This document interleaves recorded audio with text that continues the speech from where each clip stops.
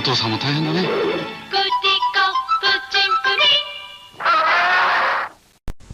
主役はもちろん僕たちウルトラマンクラブ。可愛くて楽しくて面白いぞ。これがコミカルロールプレイングゲームバンダイウルトラマンクラブ。あの怪獣は今スターと呼ばれた青春だった。力の限りの青春だった。時は過ぎゆく、時代は変わる。それでも僕らは生きてゆく。広い社会の片隅でつつましやかに生きてゆく。さあ送ってください、君の傑作写真を。バンダイウルトラ怪獣大変身コンテスト。 Today on Collect All Monsters, new year, new you, new show. It's all happening now. Ikimashou!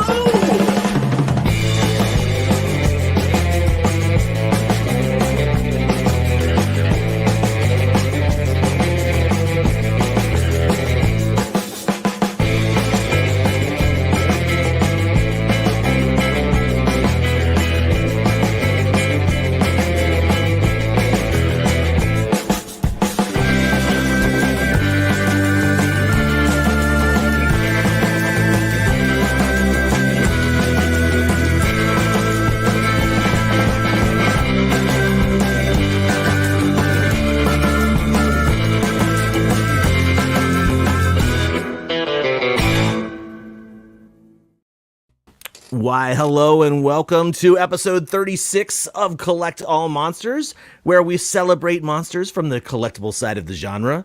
My name is Kyle, and I'm here with my co-hosts who will be introduced momentarily. I just want to quickly run through the show. We are broadcasting live on Facebook and YouTube, and Roxy is here for just a moment before I put her down and say that we have our Showa and Tell today, followed by our collectible news, followed by our segment for the episode, which is called Collection Resolutions. After that, we'll have our Collector Minute. And after that, it's a giveaway time. That's right, we're giving something away at the very end of the episode. And before we continue and get into our Showa and Tell, I just really quickly wanted to say thank you to everybody watching, but specifically to somebody watching backstage here, Jonathan Portman, our moderator for Collectible Monsters, Monster Collectors, our Facebook group. He is also, in addition to moderating the chat, which he normally does during the live episodes, he is producing for us today. So he could make my screen big or Leslie's screen big. I'm going to try and be a little bit more hands off so that I can be engaged in conversation a little bit more. I really hate it when I'm like looking down here and everybody's chatting. So a big thanks to Jonathan for being here and helping us out with the show. I hope this is a good fit for you, and I hope a good fit for us too.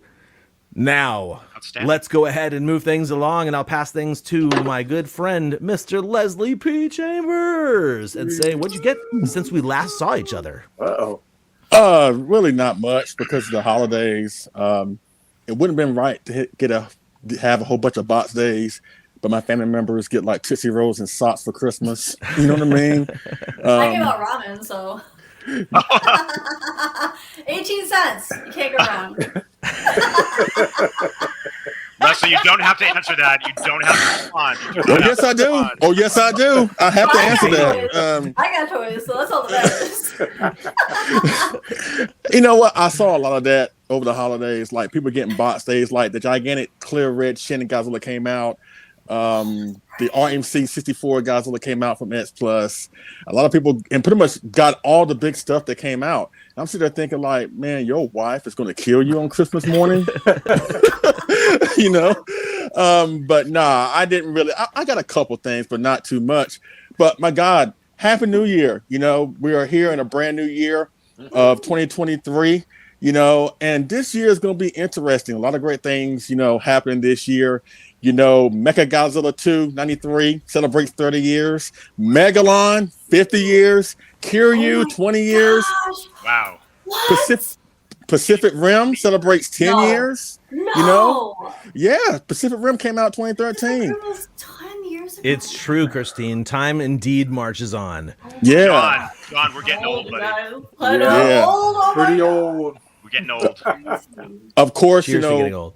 of course, my favorite big, hairy, big guy friend, King Kong, celebrates 90 years this year. And also, again, we got a new Godzilla movie coming out in several months. We got that. So, and also this year is going to be like an awesome precursor to next year, 2024, because so many great things are being celebrated next year. So for the next couple of years, my advice to kaiju fans, let's just shut up and enjoy the moment. Okay, can we do that? Can we do that? I don't think that's possible, but I agree. But I only got like 3 things for myself. Again, I didn't have enough much money to really go crazy like I normally do. But first and foremost, let me give a huge shout out to my youngest daughter, Jasmine. She actually got me this shirt for Christmas. Cool. Love it. Beauty. It says, Godzilla, come from the depths of the ocean to bring terror to the world. Then you know what? That kind of sounds like me. That sounds like me. I do the exact same thing.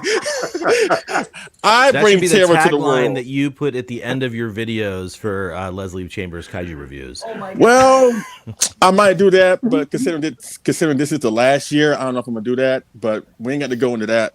But let me get on to 2 figures that I got for myself. And you know what? I talked about the guy that celebrated 50 years this year, Megalon. I got the Death for Real Megalon, courtesy of X Plus. Nice. Really cool. Super cute. Super cute. Yeah, I like him. He's cool. And of course, everybody's been getting them. And I'm going to try and bring them up without smashing my cord here. But the X Plus 25 centimeter Monster Zero 2019. Oh dude, that thing is crazy. What a month. That's beautiful. Oh yeah, this thing is great. I'm not the only host on this show that's going to showcase this, but this is great. And again, I was so amazed when the box came in, and I thought I ordered a refrigerator by mistake, and Right? I was like. Even Sandra called me on my job, and normally she doesn't call me unless something's going on. But she called me. She was like, "What did you do?" I'm like, "What were you talking about?" And she FaceTimed me the box, and I'm sitting there like, "Oh, that." Oh yeah, that's the one that you helped me get for Christmas. So she was like, "Oh, you're lucky, brother. You're real lucky, brother." But again, this is a great piece. It really is great. You know what I'm saying? Doesn't hold a candle to the Spiral right behind me, but still, it's a great piece. So if you got this, you really got yourself one of the last big awesome releases of 2022. I'm still debating. Is this the best figure of the year, or is it the Ebera set? I'm kind of torn between the two. I think the Monster with Attitude show is going to cover that in a couple of weeks. We'll find out then if the Ebera set or King Ghidorah or Hedra or whoever's going to be the S Plus figure of the year. But it won't be. I would not be surprised if this ends up winning, because this thing is an awesome figure. And so that's it. Does that qualify for 2022, or did it arrive in January? That's the thing. I don't know how the Monster with Attitude are going to do it. Okay. For me, it's all about those rules. Yeah, but for me, I qualify as a 2022 release because people started getting it in 2022. Right. Yeah. Technically, I got this in 2023, but people started getting theirs in 2022. So technically, it did get released in 2022. So I still count this as a 2022 release. Just depends on who you talk to, Okay. But in my opinion, it should go up against the Ebera set. So if Ebera set beats this fair and square, there'll be no misinterpretations, nothing like that. But check out the Monster with Attitude show. I think it's going down to 28th of January. And you'll find out then if King Ghidorah actually wins. But that's pretty much it. That's pretty much what I got for myself. Again, everybody, thank you for tuning in to this awesome new year of Collect All Monsters 2023. We got some great content and supplemental shows planned for y'all for this year. So let's start off on a bang with this show right here. So I'm going to kick it off to my main man up in Seattle, Washington, the one and the only David Eric.co. What's going on, David? Hey, Leslie. What's up? Hey, everybody. Great to be with you all, and Happy New Year. This is the first show of the new year. And thanks to Jonathan for being our producer behind the scenes. It's awesome. He just made me large, so that's good. Real quick. So, Leslie, funny you didn't say the flying Hedera set. Yeah. Is that a contender? Because that's pretty damn cool, too. Yeah. It is, but compared to King Ghidorah and Ebera, Hellraiser ain't number a big flying piece of crap. So I'm All right. just, Okay. All right. I'm just saying. So let me correct my friend Leslie Chambers a little bit. He did get a box day recently, but it came to my house. He got the KOC 1955 Godzilla. I'm not going to take it out of its box just yet until I'm ready to work on it. But it's a heavy box. It's going to be fun to build, and I cannot wait to build this big 40 centimeter awesomeness. Oh my god! Fantastic! How are you gonna mail that bag? Okay, Yeah. very carefully. You ain't lying. You ain't lying. And I'm calling myself out right now. Thank you for the cool shirt. I'm sorry. This is worn from Del Champagne Martinez. Commented about this for Jonathan's Friday fashion post. So I wore it today for Del and for Kyle because it's a Kaijucast shirt. So nice. So there's that. Getting back to my segment here. So yeah, the KOC is going to be amazing, and I'm going to mail it back very carefully. It's just great. It's really cool. So okay, so what did I get? I'm finished with Leslie. What did I get? Yeah. So I'm not sure what I showed you guys in our last episode, but I'm just gonna if you saw it, just say we saw that already, David, and I'll put it. We'll just pretend we didn't see it. Now we're seeing it for the first time again. Yeah. We got this guy. There you go. Did I show you this guy? The Christmas. I don't think so. I think I don't think this came in until after our show. This is the Gigabrain 1964 Godzilla Popey color, although it also is a Christmas color, as Christine sort of commented on. It's really cool. I liked it. I got it from Mike Johnson. He had it for sale, and I couldn't resist it, so I picked this guy up. And I didn't have a Gigabrain. There's like 10,000 64 Gigabrains. I didn't have any, so now I have one. You didn't have any? Yeah. Well, now I got one. Yes. I know. Shame on me. Whatever. All right, so into the Defo Real realm, I had to get this guy too. Oh yes, this is a winner. The 1967 Godzilla with. Did you go Rick? And it is the Rick. Yes. Yes, little buddy absolutely. Sits on his tail. Gonna take some fun photos of him. Absolutely. Now I should say outside, and it's just really some of these Defo reels, man, just make me smile. They're just cute. They're fantastic. Can you imagine that head on a big, gigantic 40 centimeter or 30 centimeter figure, or gigantic? I mean, it's worlds better than the head they put on the 30 centimeter. I mean, just saying. Isn't that crazy? The Defo heads are so detailed. They're Defo detailed. Yeah, they are. All right, so this is kind of cool and unexpected. I know this. I got to put a little humor in there. My brother from New Jersey sent me this. I think he got it on Etsy. It's a vintage poster calendar, so it's pretty cool. So it's got like. Oh, I know. I was like, yeah, that's too. I was like, yeah. And my birthday, I'll just go to my birthday. I don't have time to do everybody else's. My birthday is GMK. Nice.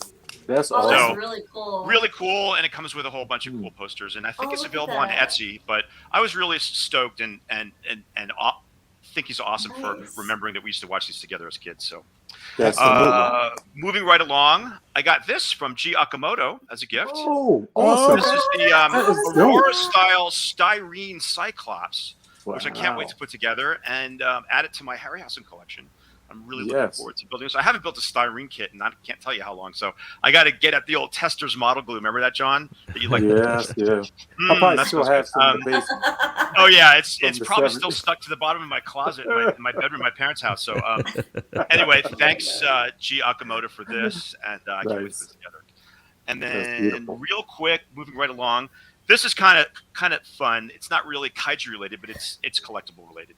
I got this cool stand for my custom lightsaber that I made at Galaxy's Edge, and I have I chose my own Kyber crystal. There's a Kyber crystal chamber in there, and it's pretty cool. So this is my looky, that's dope. My lightsaber, and this was like $13 from Amazon, so it's pretty cool. Oh, nice. I didn't want to pay like $40 for one from Disney, so I just bought this one when I got home. So pretty cool. Good. And then last but certainly not least, I found that I had a little extra money in my PayPal account from some model kit commissions and what have you. So I finally broke down and picked up this guy. Oh yeah, Nice. that's a winner. Oh, okay. Gosh. Great Yuji shit. Sakai, Yes. 1999 or 2000 maquette Yeah. version. Mhm. And Oh. you guys might be wondering, why the hell did you buy that? Because you have the model kit. Well, I'll tell you why. Because I'm terrified to move that one. Because every time I move him, I look at it, Yeah. one of the dorsal plates Oh, breaks off at the no. tip of the tail. Ooh. So Ooh. I want to be able to take him Yes. outside and photograph him. Oh, yeah. I may actually sell the other one, which is it's superior in so many ways, but we'll get to that in my resolutions. But this is, I'm gonna do some repainting on him because it's a little bit of a boring Okay. paint job, as you can see. Mhm. I might You can do. enhance it. Excuse me. Was I that might. for Rick? No, this is just the standard. Believe it or not. Oh, The other ones are wow. pricey. I'm going I to mean, do the dorsal plates in some kind of fun color, maybe Oh. custom color. But Nice. I'm really looking forward to working on him. Rainbow. Give him rainbow do some- spines. You know what? Ooh, that'd be Stranger sick. things have happened. And thank you, Adam Pasquale, for selling me this at a really fair price. I really appreciate Cool. it. Awesome. Thank you, sir. Very nice. And Very with that, I think I'm done. So I'm going to pass it down Great gifts. to my friend in stormy Sacramento, California, Oh boy. Miss Christine Chapin. Yeah, well, I haven't floated away yet with all the blood stuff down here, so There we go. Yay! oh my gosh, we have a great year lined up for you guys. As you can see, I'm ready to celebrate the new year. I've got my New Year's outfit on. And thanks, Jonathan, for being our awesome producer for behind the scenes for us. That's amazing. So I'm really looking forward to this year. I think we're going to have, we got a lot of great stuff coming up. And I already started off the new year fantastic with a bunch of new toys. So All right. let's get into my goodies. So actually, Nope. my Christmas present. Rephrase that. Rephrase that. Start over. Rephrase that. Let me show you my boxes Oh shit, that I got. man, I'll start That off was- with my that was good. first. Oh God. There's not. I swear, there's only cranberry juice in this glass. Maybe some Mhm, vodka. Yeah, right. Yeah, right. Well, There's only actually, tea in speaking of here, this too. Yeah. glass, this is actually I got this for Christmas. I don't know if you can see it, but there's a Godzilla 2019 etched on it. Joe's son and his wife gave me this for Christmas. I thought that was Oh, cool. that's It's great. just cranberry juice, you guys. And it matches your outfit, too. Sure it Yes. is. So if you spill it on your outfit, you're good. Because No, it's I'll be matched. good. Nobody will ever know. All right. So then I got this for Christmas. This I Aw. think I posted pictures in the group of Nice. it, but this. You did. Oh my yeah. gosh, I love this backpack. The cup noodles, it's like cross Godzilla backpack thingy. It was at Box Lunch, and it's like really big and like really good quality. So of course I use it all the time now, and I've actually gotten some compliments on it when I've been like out and about shopping. So I'm like, Godzilla, spread the love. I can totally see Christine tooling around Harajuku with that backpack Oh on. yes. Oh, yeah. I will. Totally, like I'll do- I have, like, my with like crazy- one of those big like cotton candy dessert things in her hand. It's like, Yes. Mhm. I want the unicorn one. The unicorn Yeah. with like the rainbow hair. there you go. See, that's I the would, one. I would Yep. totally get that. And then, and then I got this little cutie just came in. Oh, that's cool. That's cool. So Oh, I like that. I like this that a lot. is. Oh, Very I'm cool. like I'm obsessed now. So this is by a new line by Bandai called Fantasy Toys. So the first sculpt they had came out last year was a Hedorah, and this is their second one. But it's a nice little like 6-inch Yeah. size. And I just look at his face is so Yeah, it's cute. very cool. And How it's like was a- it it's just like a expensive? really- Like Hazawa Gumi almost, right? Yeah, it's like a. I actually paid $79 for it. Okay, not bad. On YJA, and the shipping was like $32. But now the price of them has gone up to like 120 or something. Like it Oh. just jumped. But I think because I got it right when it first like came out. But I mean, if you look up the line Fantasy Toys, really cute. They have a Gaigan coming out soon. Where's his And then I stomach? got. I like the skull. Huh? Where's his what? stomach? His stomach. Sure. That's what He it just is. got. He's got thighs and chest. That's all he has. Just thighs and chest. He's been working out. At first, I thought it was Godzilla Ultima. I thought it was Ultima at first, but Oh, I think it's a 90. Like they didn't say what year it was. Like at first, I thought it was 84, but the more I look at it and I was talking about it with other people, I think it's a 91. Like just the way his face That's looks. Definitely not in '84. Yeah. I know. Right. I know Ultima when I see it. That's Ultima. Ultima. You're Ultima Leslie. Yeah, no. And then, let me pan over here. So I got this guy. I don't want to pick him up because I'm afraid. But oh my gosh, like Leslie was saying, this thing, I gotta say, out of the X Plus figures that came out, I think this one might be the contender because if you guys got this in person, like the insanity of the detail. Like I was so impressed, like all these little tiny joints. Like you can see like the muscles and like the detail in his wings, but all the joints that they have in here is insane. I originally wanted to put them on my 2019 display, so I might just rearrange this whole section here. So let me swing it back. And then I got, I know everybody's been getting them, the Mondo Biolantes. Oh, nice. So I got the Midnight. This is the Midnight Bloom variant. Of course you did. And I of course was you did. So surprised. Yeah, the blue. I could, and like this one, I think is my favorite out of all four that came out. I just got two, but so this is the Midnight Bloom variant. She's just so pretty. It's so big. Like look how big. She's a big girl. That's pretty big. Yes. And then I got the Cherry Blossom one too. I like the cherry. Wow. Yeah, this one's really pretty. I like the colors on this one. They really pop. So this sculpt, like, Mondo's just been killing it. Lots of love for I say killing it. Oh, and then I got this cool little LED. I don't know if you can really see awesome. it. Yeah, that's like good. Godzilla nightlight thing because I'm scared of the dark. Really? Grown ass woman afraid of the dark. What kind of I don't like is the that? dark. Oh, the box is beautiful. Yeah, so it's got That the must art be by insane. Tom Whalen on here. And I'm like, this is Christine. kind of cool. So it's, Didn't they actually do a Tom Whalen version color of yeah, this so figure? there's a color? No, there's a poster. Like a colorway of the figure. Yeah, a colorway of the figure. Oh, like that sort no. of reflects They that box art. I think they did. I think They there's a have, total let of me 4 different see. colorways already. Yeah, so. there's Yeah, 4. There's like the regular. It's a rarer one, but I think it's pretty. There's cool. the regular one. There's the green glitter one, the San Diego Comic-Con one, which I guess kind of sort of looks like this. It's green with like gold teeth and like a red eye. So it's actually pretty similar Maybe to that's this. the one I'm talking about, but very cool. I know. I didn't get the green glitter one because I kind of want it, but then I'm like, oh my gosh, I've literally like have running out of space. Like I had to Those rearrange Violante everything. figures are big. These are not small figures from Mondo. No. I was Like, 'cause they I are have- way larger than the 84 Godzilla. Oh yeah, way bigger. Oh yeah. Because I have a Kalak shelf and I can barely I can't fit 2 in there unless they're on like in one of those little boxes riser or unless something. they're risers. But I was able to squeeze them on the top. Somebody posted a picture of one of the Mondo Violantes next to the Defo reel. The Defo reel is pretty damn big. Oh yeah, that's big. Pretty big. It's almost the same size. I mean, that figure is pretty big. Is it? Yeah. The Biollante Defo. Biollante, yeah, the Biollante Defo yeah. reel. I thought you meant it's like yeah. Oh, no, yeah, no. it is. But yeah, they're big. So I gotta say it was a successful month for box days That for was, me. for sure. And yeah, just hoping with all this rain and stuff that. Look at that. Look at that. Look at that comment. We're not supposed to be looking at that. I'm sorry. I already screwed up, Leslie. That was funny. I'm sorry. Hey, I'm gonna laugh at that. I'll have to go back and rewatch it. I can't see enough in a blind, you guys. Fancy of Cats said that the night light is going to help when you're drunk and you're stomping through your home like Bakugan.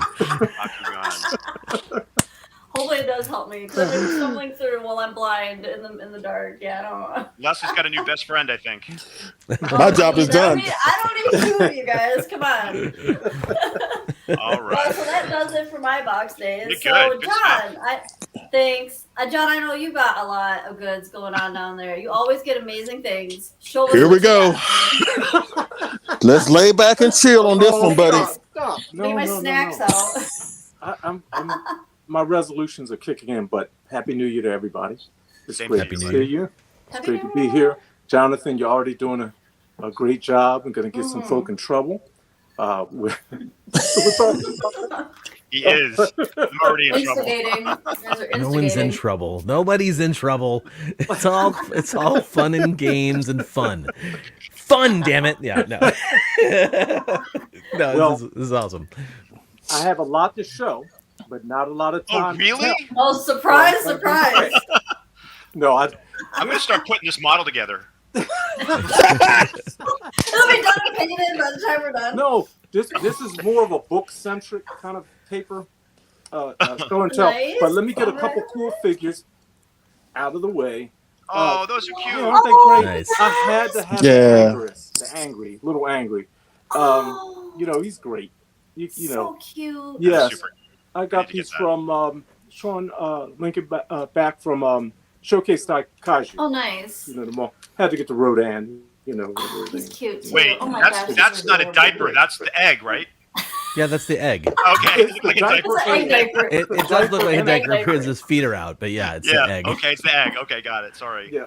Forgive me. Which came first, Rodan or the egg? I got this old Showa kite. Just for the art. Ooh, cool! Oh, Which that's you will awesome. never fly. You will never fly that. Never Yeah. will be flown. Never fly. Nope. But a And- diorama where the kite looks like it's flying in his room and a little miniature John down on the floor with the holding the string. I think that could be. Doing my Ben Doable. Franklin Philly thing. Yep, Yes. that's right. Mm-hmm. Tie a key No. to the end. Yep. Here's an old classic. I'm going back and getting all the things that I wanted from 1984 and that Godzilla boom at that time. This is the old, it's like a talking plush Godzilla from '84. Oh. Let's see, I don't- What? I Oh, dude, I recognize know the exactly box. what this is. I I don't remember recognize the this from when box. I lived there as a kid. Oh, that. Yeah, I totally remember Oh, that. I've Yes. seen them. Yes. So- Cute. It was I great remember to that. snag it in an old box, you know. I've never seen the box actually. Yeah, the box is nice. I mean, you know, it's Who old, made that? but it's- Excuse me. This is, I think, Bandai. Is it? Bandai, Yeah, Bandai. Bandai. Yeah, Bandai. Yeah. That's an awesome box. Yes. Now to the book. Well, a couple more pieces. I'm working on like a history of a brief history of Godzilla in audio video history. So I meant to get this mini CD when I was in Japan in '94, but I picked these up for real cheap off of eBay. You know, you have a little CD, mini Oh, CD nice. Mm-hmm. theme song. That's And awesome. I don't know if I shared this last time, but I'm also going back and getting old software, and I remember this from back in the 90s. Oh. This is the biology of Godzilla that went along with the book that came Oh. out, but kind of a companion. It has 3 old 3.5 floppy disks inside for the Mac. Usually HyperCard, So the small ones, not the big, giant, not the big, just real the- floppy ones. Yes, for the Macintosh. Yes. Yeah, baby. And I know exactly what those are. Uh, Kids today will have no idea, but yes, they're not. But I'm you'll have to trying educate them. Find an emulator so I can run it. Oh, This is nice. screen, you know. Oh so, yeah, that'd be cool you to know, see. do a little video of it. A thank you to Mike Keller for this awesome calendar, which was nice of him to send to me. Thank you, Mike. Yeah, Mike actually sent a bunch of those to me, and we're gonna do some awesome. giveaway stuff with them throughout the Yeah, they're next beautiful. month or They got so. nice artwork. Awesome. Yes. Now, I'm just going to show a few books and get to the main thing I'd like to show. I always love this illustration of Shin Godzilla on this cover. That's really you know, cool. It's scary. I'm going to It's get a scary. frame for it. Isn't that cool? Look at my I finger like on it his a lot. nose. Isn't that dope? Yeah. Okay, that was another piece. If you didn't get this, I don't know if I showed this last time. Godzilla and Tokusatsu, Toho Tokusatsu. Oh. 46-page book, but very inexpensive. I think it's like $7, but the shipping will be more than the book Oh, that's itself. not bad. Yeah, I'll look for it. I don't know if I showed this old issue 7, the Japanese Oh, I've got that one. Japan, That cool. one. Yep. and I don't know if I showed this Way last time, back in but the day. this year I'm taking my resolution. I'll mention it, but this is an old catalog, Kyoto catalog from the 80s. Oh, the old Some model of the kits. classics. Yeah. Yes. Now, if I you don't recently have went this- through some papers of mine and found a whole bunch of old Billiken catalogs from back in the day. So Gotta love. I'm moving in a different direction with collecting now. This is something I think everyone should have as a book. If you don't have it, and if you've seen Shin Godzilla, Shin Ultraman, Attack on Titan, the Higuchi's field notes. Oh. It's thick. It's loaded Wow. with incredible illustrations and Oh, look directions at for. that. Oh, that's Yeah, cool. Like You're gonna storyboards want and this. stuff, right? It's about $50, but I would highly recommend it. Wow. Wow. Is that like Neon Genesis Evangelion stuff in there too, or? I believe that, Um, yes. No, maybe not. Shin Godzilla. Shin I don't know how Ultraman, much he Attack was on involved with that. Yeah. Just those three. Shin Godzilla, Shin Ultraman, Attack on Titan, I guess it is. Cool. Yes. Might be one other. And lastly, I think this is it. Yes. Here's the no, a couple more. Another book. I showed this a little show, a classic that comes with a cassette, and as you that's read, great. you can I love follow. those. Oh, okay. Yeah. I love these things. Great little layout, old classic Oh, look at layout. that. And now this is really special to me. And I've been trying to get an issue for a long time. I finally got one off of Bayou. This is one of the volumes of Masami Yamada's fanzine. Oh. I don't know about it. And it's Cool. wonderful inside. This particular one focuses on many of them on Ultraman, but yeah, fantastic. It's hard to come by. And my last item,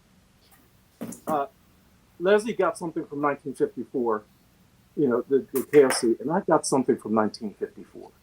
This is just I was so happy to get this. This is an original, it's not a reprint or anything. The Toho magazine from October 1954. No way. And inside is a nice couple spreads of Godzilla storyboards that are a little different from the storyboards themselves, with really cool dialogue or tell you what's happening in the scene. Look at the quality of that. That's really good condition for being so damn old. $20. Wow. No way. Oh, cool. that's gold. Man. That's my favorite thing you got, I think. That's This was neat. Yes, this was the piece. And with that said, to you, Kyle, thank you for your time. Thank you for your time. John. That was awesome. Great That's spread last. as always. So from real Mr. quick, John Ruffin. But one thing I want to say before Kyle goes, I found some papers too with old model kit advertisements. One of them was the first garage kit I ever built when I got back into collecting. The Billiken 1962 Godzilla. I bought it at COD. They sent it to me COD. That's how old it was. And I built it, and I was like, "This is pretty cool. This is pretty cool." My very first one. I have to find. I have where I cut out the actual thing. So one of these episodes, I'll showcase that because it's really for the model kit episode. For the model kit episode. There you go. There you go, Kyle. That's why you get paid the big bucks. Yes. But it was cool. It just reminded me that way back in the day, there wasn't all that much to choose from. And I paid COD because I didn't have a credit card back then. So, wow. Just now, interesting tidbit. Since we're mentioning things just real quick that we have found, old papers, I did come across today, and I was this is not an old flyer. I took a picture of it from one of my favorite toy shops, Japanimation and Comics 2. Well, it used to be on South Street in Philly. That sounds familiar. Memories. That sounds very familiar to me. Some of our watchers may have known of Japanimation. I got a lot of good stuff. All right, Kyle, on to you. Sorry. On to you. Let's see what you got. Yeah, no worries. I'm going to make this short and sweet because I only got one thing. That is the Cherry Blossom Beetle. Yes. Yeah. And I have to say, absolutely stunning to see the paint job in person. This pink glow-in-the-dark vinyl, which apparently doesn't really glow so great. It's a little bit of a bummer. But still, very beautiful and huge, just gigantic figure. And I also love the box art. That's the only thing I've received collectible-wise over the past month. But it would not... I just have to do something here. I have to show you guys that this is not just show and tell where I show you stuff that I've bought, but it's also tell where I tell you about some cool stuff going on. And so here in the Portland, Oregon area at the historic Hollywood Theater, we are going to be showing King Kong in 35 millimeter on both Saturday and Sunday, January 21st and 22nd. Not only are we showing King Kong, we are showing Mothra on Sunday the 22nd. And also Godzilla versus Mechagodzilla. Oh, that'll be fun. So if you are near the Portland, Oregon area, feel free to grab tickets for these. I think there's plenty on sale still, and you might see a familiar face up on stage talking about these movies before they actually start playing them. So that's number one that I got to share. Definitely want to make sure that I get that out. Number two is that I have seen Shin Ultraman, which we're going to be talking about in a little while. And because of that, I thought it would behoove me to get some of my Kaiju-casters together and to basically schedule ourselves a new Daikaiju discussion to talk about Shin Ultraman. And because we're going to be doing it on YouTube instead of a podcast, sorry, audiophiles, but I've asked special guests to join me, Kevin Derendorf from Mazer Patrol podcast and the blog, who has been on many Kaijucast productions, super knowledgeable guy about all sorts of stuff. He's like one of those deep dive nerd dudes that we love. And another nerd dude we love, David Dobko, is going to be joining me for that. And I'm not sure which Kaiju casters are going to be there. I know for a fact Gretchen's going to be part of it, but we can load up as many people as we can. Awesome. I'm stoked. Should be fun. Should be a lot of discourse about the movie itself, and in the old standard Kaijucast Daikaiju discussion format. So I'm looking forward to that quite a bit. Me too. Let's see. I've got a couple more things to share. I will do next month in Tokyo first. So next month, I'm going to Tokyo. I am leading the first Collect All Monsters Collectors group trip. Boom! And so that is going to be me touring around now 6 people. So we've got Bill's Carnage. These are all people who are in our group. Bill's Carnage, AJ Russo, James Patrick LaRock, Yes. not Tanner, sorry. Helmy is going to be there. Oh, nice. And Ryan Blomer, excuse me, he's going to be part of it. And there's somebody I'm forgetting, which is I'm like Robert Dwyer. Dude. Robert Dwyer. Sorry. The good thing is Robert never watches this show at the beginning. He always picks it up later. So That's true. Yeah. You're safe. You're safe, Kyle. Yeah. Anyway, so those guys all signed up to go on the trip, and we're basically going to be there. We get there like the couple of days before Wonder Festival. And Wonder Festival is actually the date of Wonder Festival is actually when we normally would have been broadcasting Collect All Monsters. But because I literally didn't want to be live streaming from the line outside, which would be the timing, I was just like, we'll move it. Why not? Because I don't know if I can rely on the internet when I'm in line. You want to give it a shot, though? Yeah, we can always move it. No, it's already on the calendar. It's already on the Collect All Monsters calendar. Literally on the written calendar, in, it's written in stone. That's right. And Helmy's Okay. going. Written so Helmut's going? going. Yeah, man. That's What's that? awesome. If he does it from the line or from the convention, everyone's gonna have masks on, so it's not gonna be as good. So right? Yeah, I'll just be doing it from my hotel room the following week. So But Helmy was just there, and now he's going back. that's right. I seduced Helmy to go back. Yeah, Helmy, if you watching, whoever you work for, they're hiring. Tell to holler at a brother, because Yeah. You do. Hello. just saying. off a piece of that kid. He's a lot. You closer ain't to lying. Japan. He's a lot closer to Japan than we are. That's true. True. He's much Also, closer. I think Monster Lou's going to be there when I'm there as well. So there's going to be so David, Wow. you remember when we went in 2019 and we didn't go to Wonder Festival, but I do while we remember were in that. Japan, we were like, oh look, there's Ed Godachevsky. Oh look, right. there's Scott Zillner. Oh, so it's going to be like that. There's Butch. Lots of people. You know? Oh, that's Aaron Kimura. ES Kimura. That's my friend Shannon. Hey, what's up, girl? Wonder Festival's on your birthday. Are you going to go with us? You should. Actually, you should. If you want to go with us, you should. And then if you don't, that's fine. But if you do, then hit me up because I need to get an extra ticket. Hey, anyway, we're going to go ahead and move on to the next thing. I'm excited. I'm really excited for that trip. Should be cool. And Me too. They've all agreed to be part of content. So hopefully we're going to be doing some cool stuff and filming. Can't wait to see it. Gigantic guy again. That's all I got to say. Bring it. Gigantic guy again. We'll pile Okay, on, hey, so- come on. So I'm okay. I don't need to continue talking about the Japan trip for too long because it's a wormhole that I can really get into. However, I don't know if you guys have realized this. I haven't really hung out with a lot of Godzilla fans for 3 years. This is it. Like what I do here, this has been the hangout. Like I haven't seen David in person since before the pandemic.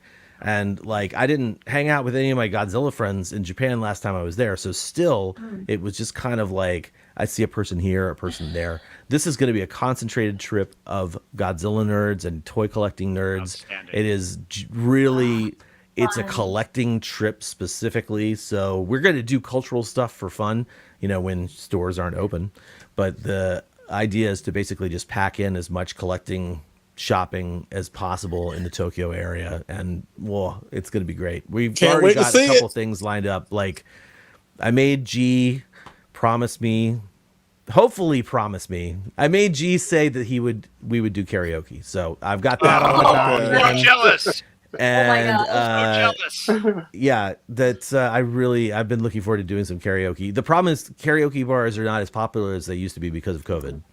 But not only that, like Kaminaga from Marusan said we could come by at some point, and that's just another like super cool thing. Plus AJ's got some things that he's working on that I probably shouldn't have even said his name about, but we've basically this is going to be a really cool trip. I'm going to get to do things I've never done before, in addition to showing people the same old, which is pretty rad. Awesome. But Kyle, guess what? What if you get there and somehow, some way, we get a reveal of what the new Godzilla 2023 design is going to look like? That would be awesome. I'll be there to do it. I'll be there to show it off, right? But I don't know if it's going to happen or not. But it just would be rad. See, this is another reason that I've always wanted to go to Wonder Festival, right? Because Wonder Festival has done nothing but get bigger and bigger and better every year. So, like, I don't know what to expect walking into Wonder Festival. I have the map.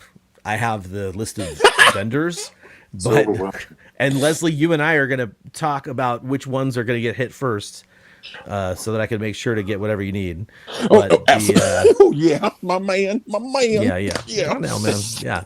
So it's exciting. It's super exciting. Anyway, I should move along because there's no need for me to talk about Japan anymore. I want to do one last thing with my Showa and tell, and that's tell everybody that I had a really fun time for the first half of the month of December doing what's called Drawcember, where normally you like people produce lists and you're supposed to like go, okay, to the first I'm going to draw this, the second I'm going to draw this. It's a daily drawing challenge, which is what I should have said earlier.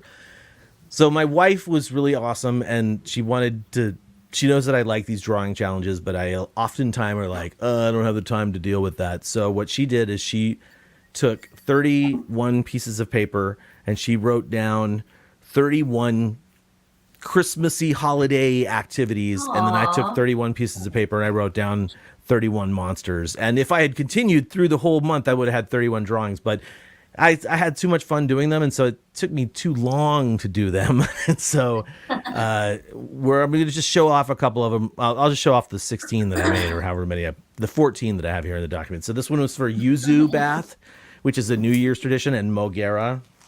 And this is Dada bundled up. And I had a ton of fun doing these. That's great. Always got the Mechanicon and Dreidel. Instead of bombs, he's got the Dreidel bombs. Yeah.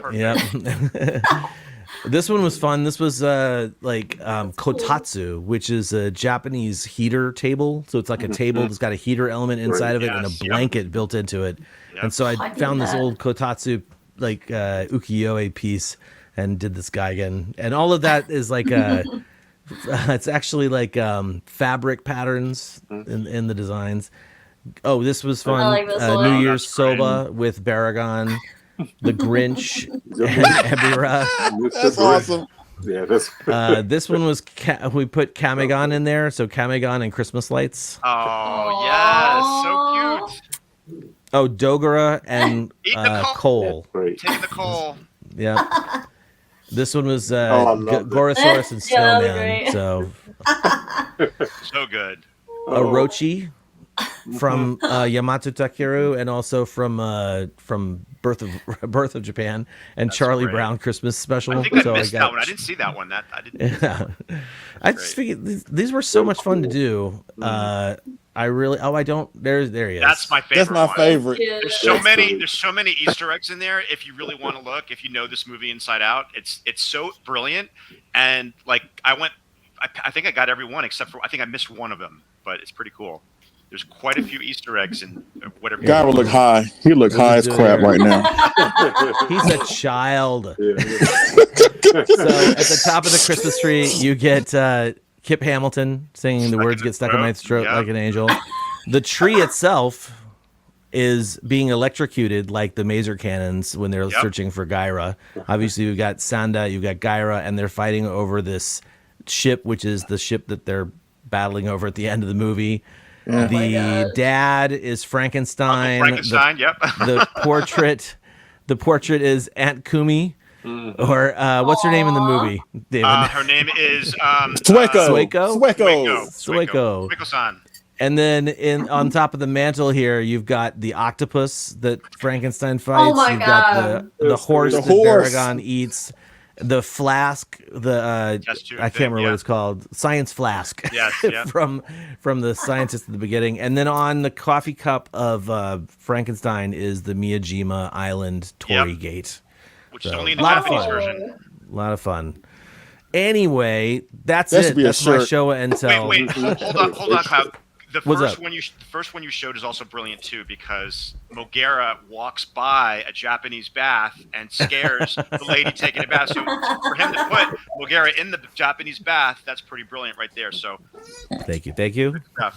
I got all Super that fun. stuff. It's pretty good. Awesome. Right on. Okay, so we have done Showa and Tell. I think that's what that means it is time to check in with the chat room. We are broadcasting live on Facebook and YouTube at this moment. We have 49 people watching. That's a great number. Thank you guys for being here. Awesome. As per usual, Leslie is getting ready, cracking his neck, and like preparing for the fight of shouting out everybody who's watching as much as we can. Or how fast can you go? Yeah. Jonathan, you got to keep up, buddy. So just All right, we got Tanner. He's in the chat. What's up, Tanner? Fanciest of Cats. We got John Morrill. I guess we let everybody in this chat. I guess John Morrill. No, John's cool. Homie down here. Oh, my condolences. Anyways, Gonzalo. No, he's cool. Gonzalo Conlade, Kaiju Battle, Eric Stoke, Michael Hang, Alex Sawyer, Nathaniel Plummer, Thirsty Thursday Toys, Chris Reeve, Alex Murdoch. Let's see, scrolling up. Greg Betters, what's going on, Greg? Hey, Greg. Albert Escobedo, I'm sorry if I killed it. I know I did. Larry Latham, what's going on? Let's see, who else? Helmy, what's going on, Helmy? Again, what's up, Helmy? Whoever the hell you work for, tell them to call me. I can work tomorrow. Seriously, dude. All right, Johnny Coke. Let's see, Kaijucast Media. John Moore again. Anyways, Wonder This World 97. I like that. Let's see, who else? Let's see, same old people. Cool people though. Mark Rodriguez, what's going on, Mark? The Gregzilla, what's up, man? Nice. Landon, let's see. I think there's more. There's a lot of people in here.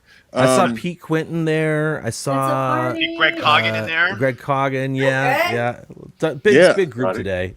Yeah, we've even added John one. Drain. Woohoo. What's up, John? Oh, John. Yeah. Hey. Alex says that his dad Charles says hello as well. What's up, guys? Hey, Charles. Thanks for watching. Charles. What's up? Gojira 97 and Tim Alton. What's going on? Enzyme 2000. Black Dolls Matter. Hey, Ruffin. Hey, yeah. What's going on? Thanks for watching. Man. Just everybody in the chat right now. Thank y'all so much. John, what's up, John Parkinson? Thanks, guys. Haven't seen John in a while. 2023, awesome. Thanks, everybody. So that's Way it. to start out the new year. That's Shout right. out to my new friend, Yes, sir. Adam Griffin, who actually hung out with Keith and I. We had dinner, and cocktails, of course, cocktails. And then we saw Shin Ultraman together. So, and he came to see the collection. So, what's up, Adam? Yeah, nice He was in this pictures, very room, right in this spot. So, yep. Imagine that. All right. Super nice guy. So I think that means it's time for us to move along and get right into our Kaiju Collectible news.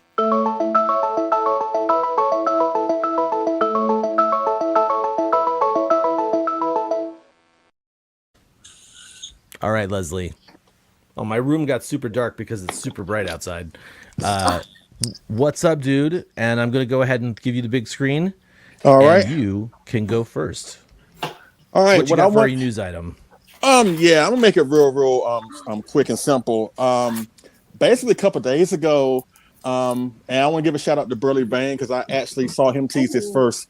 But Monster Maker 28 teased that his next kit apparently is going to be a Heisei version of Gauss from Guardian of the Universe, and it looks really, really cool. I have to be honest, I'm not the biggest fan of the Heisei version of Gauss, but this really has got me intrigued. Now, what's interesting, because when he brought out Gigan last year, Gigan was the last kit he put out, right? Monster Maker 28.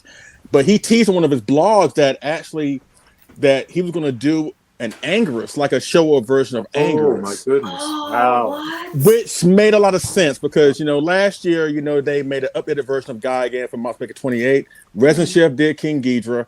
X Plus brought out the 72 Godzilla. Yeah, it was a reissue or whatever. We also know that Burley Bang is doing a 72 Godzilla, but nobody is giving love to Anguirus for some reason. And that's a shame. But again, we thought that Anguirus was going to be the next one. He still can do it. But this is really interesting with the Gauss, because to my knowledge, Monster Maker 28 has not done anything pertaining to Gamera. Not anything at all. So blow me up right fast, Kyle. Again, I love showing this guy because this thing is freaking awesome. But of course, the Cybot 84, Yes. Monster Maker 28. Cybot. It goes without saying that I think they will Super agree with me. nice. Like, he is one of the best sculptors out there when it comes to Absolutely. monsters and model kits. Yeah. So, 100%. Yeah. so can you imagine what a Monster Maker 28 Heisei version of the Gamera 99 will look like in model kit form, or 96? Or how about this? How about a short version of Gamera, like the 66? You know what I'm saying? Like, so the possibilities of him going into Gamera are now endless now. Because again, it really, after I've done some research about it, he has not done anything pertaining to Gamera. And that really has shocked me. But at least with Gauss, it opens a possibility. Yeah, he's doing Gauss. Maybe the Flying Super Turtle is not too far behind. Don't know when it's coming out, quite frankly. But that image shows that it's coming at some point. Once I get more information, I will share it here on the show. But yeah, Monster Maker 28 doing a Heisei version of Gauss 1995, which is awesome. I can't wait to see it. And that's all I want to talk about in my new segment. So without further ado, I'm going to kick it over to my main man up in Seattle, Washington again, the one and the only awesome David Dopko. What's going on, man? Thanks so much, Leslie, for that nice introduction. So mine isn't really collectible per se. However, it will spawn many collectibles I'm sure we're all going to want at some point. Of course, I'm talking about the U.S. release of Shin Ultraman, the U.S. theatrical limited release of Shin Ultraman, which was held last week, January 11th, which was Wednesday, which pretty much showed the subtitled version, which I saw, and the dubbed version on the 12th, Thursday, which was the subtitled version. And how many of you guys saw it? Have you guys all saw it? Seen it? Not yet. Saw it. I didn't see it Okay, yet. Christine. Oh, I know you didn't see it, Christine. You better watch the old ones first. Oh. But anyway, it was awesome to see it. And as I mentioned before, it was playing here in Seattle at the Regal, and I did see it with Adam Griffin, Thirsty Thursday Toys, and my husband Keith, which was great. Okay. Yep. So I just want to talk about how momentous that was for us fans of tokusatsu films. So let's see. It grossed almost $1 million in its 2-day run, which is pretty incredible. Excellent. Yeah, it's great. It may have surpassed that at this point, but when I checked the stats, it was almost $1 million, which is Wow. pretty great considering only played 2 days. That's bonkers. That's awesome. It is Wow. bonkers. Let's see. Let's talk a little bit about the film. Oh, yeah, there it is. And the rankings. Thank you for that, Jonathan. The rankings of the film. It came up number 5 on the 11th, and it came up number 6 on the 12th, which is pretty incredible. Great. I mean, Avatar, of course, is going to be number 1. I mean, everybody wants to see those damn blue people, but I want to see a silver person from Nebula M78. So that's what I went to see, as well as many of you guys. So it was just cool to see so many fans flocking to the theaters to see it, live at the theater, which is pretty cool. And let's see. So it was directed by Shinji Higuchi, as we know, who did a fantastic job. We're going to not get into any spoilers today. Save all that for Kyle's Kaijucast discussion, when we're going to hash it all out, and make sure you're there for a part of that to really dive deep into this film. The score was by Shiro Sagisu, who did a phenomenal job. I loved the score for the most part. That's all I'm going to say. Loved it for the most part. The 2 main characters were phenomenal. Takumi Saito as Shinji Kaminaga, who was one of the main character, and you'll know who he is when you see it. And Masami Nagasawa as Hiroko Asami. Perfect chemistry, great casting. I really loved them. I didn't know what the SSP stood for until I just looked it up. Do you guys know what it stands for? Oh man, I mean, I remember it saying at the beginning, but yeah. Well, I'll tell you, because I didn't know either. The old school, it was the Science Patrol. Science Patrol. But the SSP stands for Science Special Search Party. Oh yeah, that's right. That's the same as it was in the old days then. Yeah, Yes, but I never knew what it was in the old days, because I still was clinging to the Science Patrol from the dubbed version that we saw on Channel 17, John. Yeah. And one last thing I want to say about it is Kyle actually posted this information. Cleopatra Entertainment will release the film on DVD and Blu-ray in the spring of 2023, which is coming soon. Fantastic. So those of you who maybe didn't get a chance to go see it, or were afraid to go because of COVID, or couldn't have gone because it wasn't in your city. Yep. Or that too. It did play in quite a few places that I was surprised it played in. And then some places it didn't play, I was surprised. So it was kind of arbitrary which theaters decided to pick it up. But if you missed it, or you loved it, or you want to see it again like I do, you will be able to purchase it this spring. So like I said, no spoilers allowed. This could be another rabbit hole that I could go down, and we could talk about all kinds of stuff that our feelings about it. I did give it an 8 out of 10. So that's something to chew on for a little bit. So that's all I got. That's my news item that we just couldn't pass this episode up without mentioning, right? So I'm going to pass it down to Ms. Chapin. Oh, is Kyle below? Who's next? Is it Kyle? No, it's Christine. Okay, so Christine Chapin in Sacramento. There she is. She's ready to go. What is your news item? I'm ready. Actually, speaking of Shin Ultraman, I didn't get to see it in theaters, but I will be picking up the DVD because I do want to watch the movie when it comes out. So I will be supporting. So my news item is, Maru-san, I swear, like every month he's doing a show somewhere, and he's just kicking out amazing colorways, like one after the other.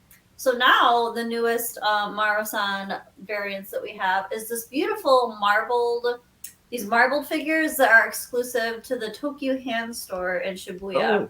And so the Tokyo Hand Store, it's kind of like it's a really popular shop in Japan. It's like a hobby, lifestyle, home decor kind of shop. And so you can only get these figures there, but they have these really beautiful marbled colorways. So here we have the Godzilla. Now the green one I really love because it looks like it's the acid spray from his fight with Biollante. So I think that's super cool. Yeah, and then we've got, I like it.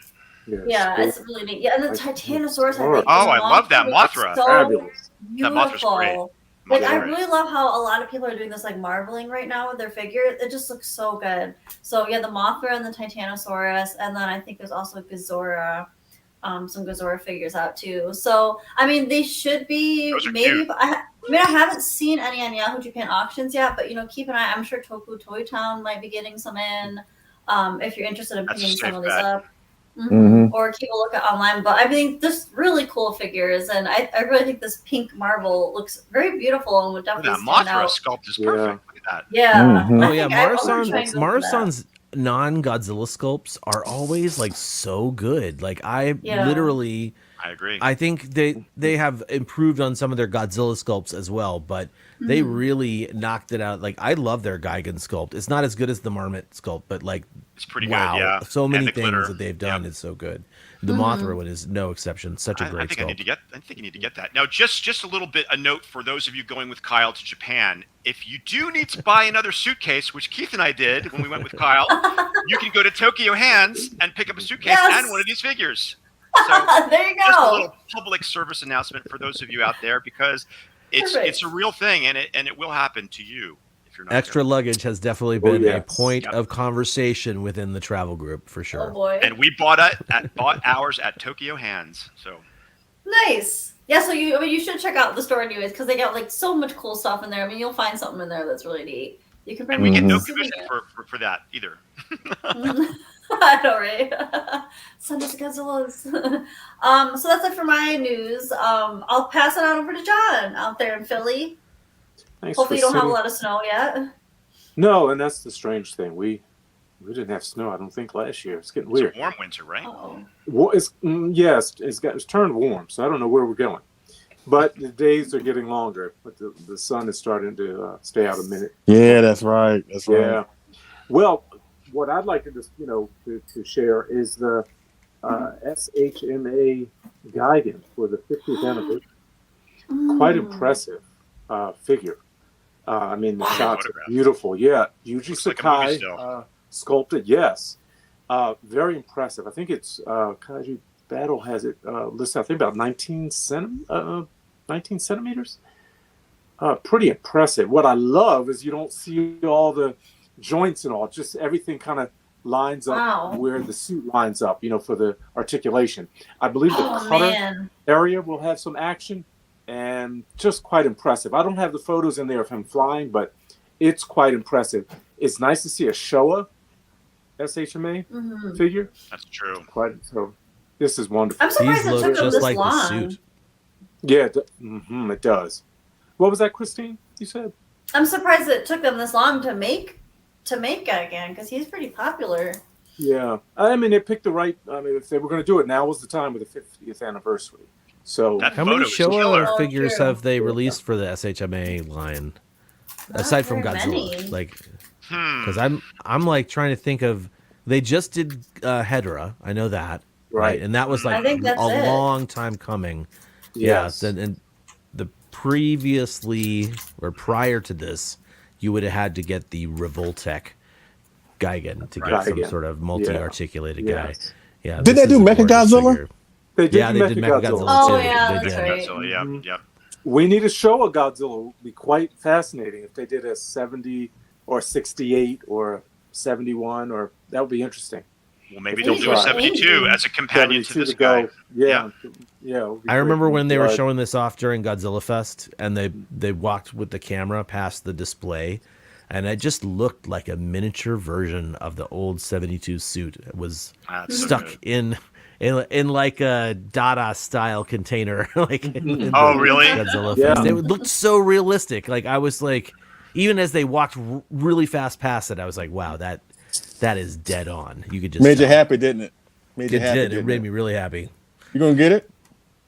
I'm not gonna get this SH Monster Arts because I have a history of disappointment with that line. Oh. It's too bad. Yeah, it is too bad. They burned me a little too many times. Figures that I look at and their heads fall off. Yep. Jesus. Yeah. Oh no! Am I that scary? Jeez.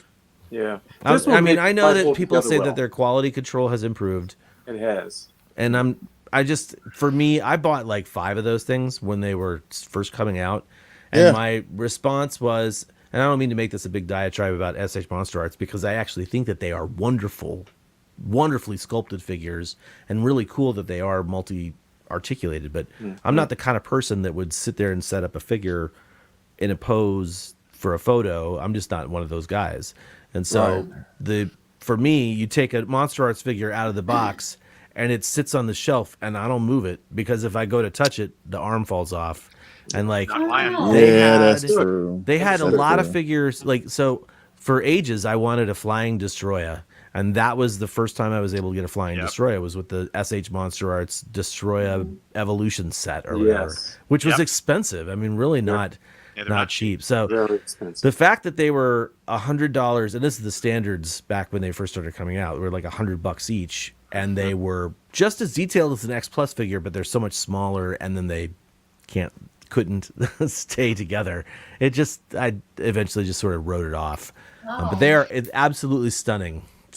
I think especially when you can get into figures like Kiryu, where it's like, and even Gigan with where you can hide the articulation with the actual parts of the suit, like that stuff. It's just going to look so great. I absolutely applaud all of the toy photographers that are able to take advantage of these, highly articulated figures for sure. Absolutely. Well, I need to second that. I need to second that because I am the guy who takes it out and photographs it. Okay, that's me. And I bought the 64, which I still have in the garage. And I took him out and I was photographing him in the garden, right near the rocks or something like that. And I lost one of the pieces to the tail. Like they have little segments that go in the tail, and I couldn't find it. I found it the next spring when I was raking leaves. So I still have it. But, oh my God! Kyle doesn't lie because I was being very careful. And the next thing you know, the thing went boing, boing, boing, boing, boing, and just rolled away. And I'm like, "Where is this thing?" And I found it the following spring under some old ass leaves. So. I will not be getting any more SH Monster Arts. Having said that, the sculpts are beautiful, and I'm glad the quality control has improved. Hopefully that's true, and hats off to all of you guys who are going to get one. So I just had to echo that because I'm the guy who did it. So let me mention a couple more things. It's going to retail for about $120. Oh. It is up. It can be pre-ordered. I know Awesome Collector has it for pre-ordering. So even that still is kind of expensive, don't y'all think? Considering how they were back. Well, they're all about $100 though, aren't they? Yeah, but they jump up the price after an aftermarket. True. I mean, so you really you gotta be careful because some of them go for quite a bit. You want to go back and pick up some of the older. I will say, if they make more Showa Kaiju, I'm all over. You're going to give it a try. Okay. Oh, absolutely. I mean, I would love to see Megalon and Titanosaur. Megalon would be good. Megalon would be good. Yeah. Angie, we need an Angie. Not Collect All Monsters. Diane, Clawmark Toys, when we used to work for her at G-Fest, they were the hottest commodity, those older ones. And some of these people would shell out I'm like, you're really going to pay that for that figure? And they did. They came asking for those figures. So there is definitely a huge market for those figures. Like the Mecha King Ghidorah was one that was really popular. Yes. And that if you try to find that one these days, Biolante was pretty popular. I think they since have done reissues of it, so the prices come down just a little bit. But that used to be like about $5 to get a Biolante. I have it on my shelf, but you touch it and I'm lucky that I haven't had any issues with any of mine falling apart. That's great. I can't touch them. You have the influencer copies, I guess. Could be. But that is for my news. That's it for my news. But back to you, Kyle. I will end it that way.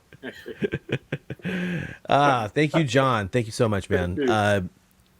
Gigan, wow. I'm gonna steal your news. Except not the SH Monster Arts. And I'm gonna steal Christine's news, but not the marbleized Mothra Godzilla sets and stuff like that. I'm stealing the Marusan and I'm stealing the Gigan and I'm smashing them together for the biggest news you could do from Marusan, which is the 450 size Gigan. Wow. Which Kaminaga just released this for Super Festival, which happened January 8th. These, of course, are the larger than regular size. So standard size is what, like 8-9 inches tall. The 450 size is about 12 inches tall, and they are. I've only got one. Actually, I've got this Mechagodzilla back here, which is a lovely figure. But the Gigan, I already love the sculpt of their 30 or their 350. So the 450 is a no-brainer.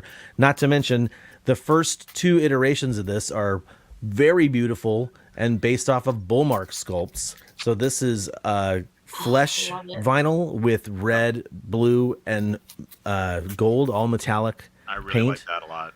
I like that one Beautiful. the best, I mean, so gorgeous. And then, but I'm a sucker for glow in the dark, and this is the glow in the dark version of it, which has the same Nice. colors Alright. Yeah, that's on a tough the choice. on the GID. And so Choice.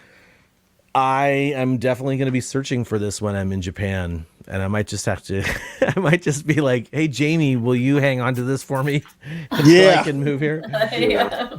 That's a good idea. There's the That's glow. big. Oh, it's really nice. Anyway, Good That glow looks too. great. yeah, gorgeous figures, and according to Kaiju Battle, they retail for about $230, like 24,200 yen for the flesh and 25,300 yen for the glow, and they're both 34 centimeters tall. So, Impressive. man, I can't wait to get these. That is I'm like really really cool. looking forward This to is a getting nice at sculpt. least one of them. And that's gonna do it for our actual news segment. But before we break for the intermission, we still got everybody awake and alive and in the chat and everything, right? So I thought it would be a good idea, since we're kicking off 2023, to share some merch ideas with the people who are watching and see what the live viewers are interested in seeing from Collect All Monsters. As the guy who ran the Kaijucast for many years, for 10 years, we made stickers, we made pins, we made patches, we made shirts, we made all sorts of stuff. So here with Collect All Monsters, we have done not much so far. We basically have like a couple shirts that are available on TeePublic. We might do another fancier shirt. Pillows? We have pillows. Yeah, basically we have stuff that's on TeePublic and Redbubble, which is all print on demand kind of things. And then in addition to that, I know a lot of people know that last year we made our very first chibi figure. This is Kamegon, our mascot. And Kamegon is has been sculpted by Alex Meredith. And he is we're gonna have him do another one of these in a different colorway this year, probably a larger number edition. The calendar, also very cool thing we did last year. But so this year we want to do some more stuff. And so what I saw Pete down there saying that he wants me to draw an advent calendar, and I'm just gonna tell you right now, maybe we'll see. But the a giant sticker of Leslie's face would be awesome. So there's a couple of ideas that I have here. No, it wouldn't. That I wanted to share real quick, just because, and these are serious, right? Like actual ideas that we have, or actual things that we are planning on making potentially. And that we'll start things off. Tell you what, we'll start things off with the flat brim cap. Because I don't wear flat brim caps myself, but I know they're popular, and I think that our what do you call that? Oh yeah. The Our logo. big giant headline looking logo would look awesome. Masthead, that is the word I'm looking for. The masthead logo I dig it. would look rad on a flat brim hat. And like, while I wouldn't wear this, I would maybe get one and then like bin the hell out of that flat brim just to have one. So yeah, what do you think, viewers? Flat brim cap, is that a win for you, or would you rather see something smaller that you can put on an item of your clothing, like perhaps a patch or an enamel pin? Like I'm wearing a ton of enamel pins on this thing right now. So these are the kinds of things that we're looking at doing. David, why don't you show off your drip real quick? That shirt you're wearing is a Kaijucast original work shirt that was designed for one of the love it. G-Fests that I went to. I worked with Spooky Pinball. Let me show you the back. Ready? And the back, yeah. Careful, buddy. Can you see The it? back has That's an I love awesome it. design Awesome. on it. That's great. Strike a pose, you sexy devil, you. That's what That's you right. I don't want to fall. It's more like I don't fall and break a hip. That's more what it's like. Oh my God. I just knocked over a figure. I laughed so hard. Oh, thank you, Jonathan. Thank you. Yeah. Anyway. I almost knocked over a figure too, just so you know. See what I do for this show. So yeah, I would totally produce another shirt like that. That would be awesome. What else? there's the other thing we're talking about doing. We've got some sticker ideas that we're going to do. These will be less for buying and more for just giving away. There's also going to be a collector card, which is hard to explain without showing it off, and it's not really ready to show off. But these are just some of the things that we've talked about building for or making for you guys out there. And so I'm really interested in seeing what people are interested in. Oh, bumper sticker. That's great. That's good. I did a I Kaijucast like bumper that sticker idea. for the Kaiju Corps back in the day that said like protecting the world from giant monster attacks or something like that. Oh, I've got a good one. You know that it always says baby on board. Collect all monsters collector on board. How about Box Day on board? Oh, yeah. Cam on board. Cam on board. Anyway, someone said so bobbleheads? Jordan Leitner is saying a challenge coin. Wait, there it is. A challenge that's coin. cool. So Jordan's from the 501st, and I'm from the 501st Legion, which is the costumers that do stormtroopers and stuff. And we have challenge coins in the 501st, which means that if you go to a bar with your trooper buddies, and then someone pulls out the challenge coin, if your trooper buddies don't pull out their challenge coins, then they got to buy you a drink. Oh, Or whoever I doesn't like have their that. challenge coin has to buy a drink. It's a fun little game. could be good for G-Fest. Cool. I like It could be yeah. good. We'll Best. see. I think we could potentially do a challenge coin. If people liked it, I think it would be fun to design a challenge coin. Yeah, I like that idea. Anyway, the point of even bringing this up is to just say we are looking to do some more cool merch runs this year. And part of why we're doing these is to be fundraisers for Collect All Monsters. So we want to produce things that you guys want so that you will buy them, so that when we sell out of them, we'll have a little extra money to maybe upgrade our video, upgrade our equipment, upgrade our stream, whatever. Kick it back into the show. That's the idea. That's really oh, you see that, David? The ultimate G-Fest competition. Yes, indeed. It could be fun. Oh yeah. Okay, so that's going to do it. I don't need to talk anymore about the merch stuff. I just wanted to make sure that if you guys are out there watching, we want to hear from you. So go ahead and pop it into the chat. We'll be looking at the chat later too and seeing what you guys say. But for now, I think it's time for us to take a 2-minute break in our intermission.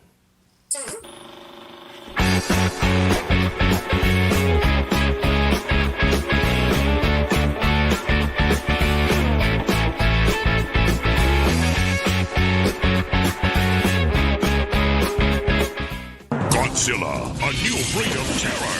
Godzilla storms with a thundering smash and tail slash. But can it match Cyber Godzilla? Shocking the Heat Team with Cyber Missile Fire. Breathing doom, Godzilla's out to short-circuit the Cyber Monster Menace. In the fight for ultimate Godzilla might, who will rule? Only you can decide. Godzilla, Cyber Godzilla, and human action figures, each sold separately.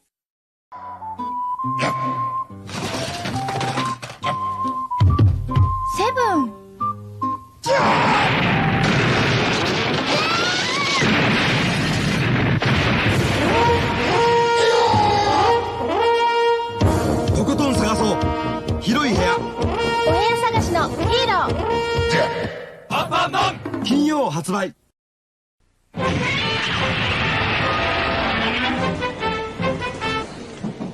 近頃主人の帰りがなんだか早いんです。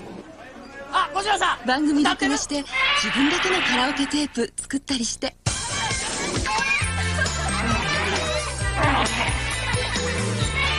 日本全国津々ラララ、今度は歌える G ビデオラララ新登場。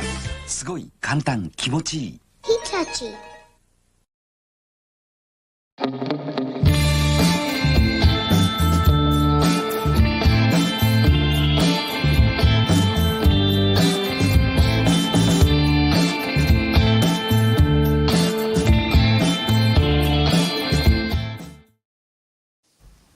All right, welcome back to Collect All Monsters.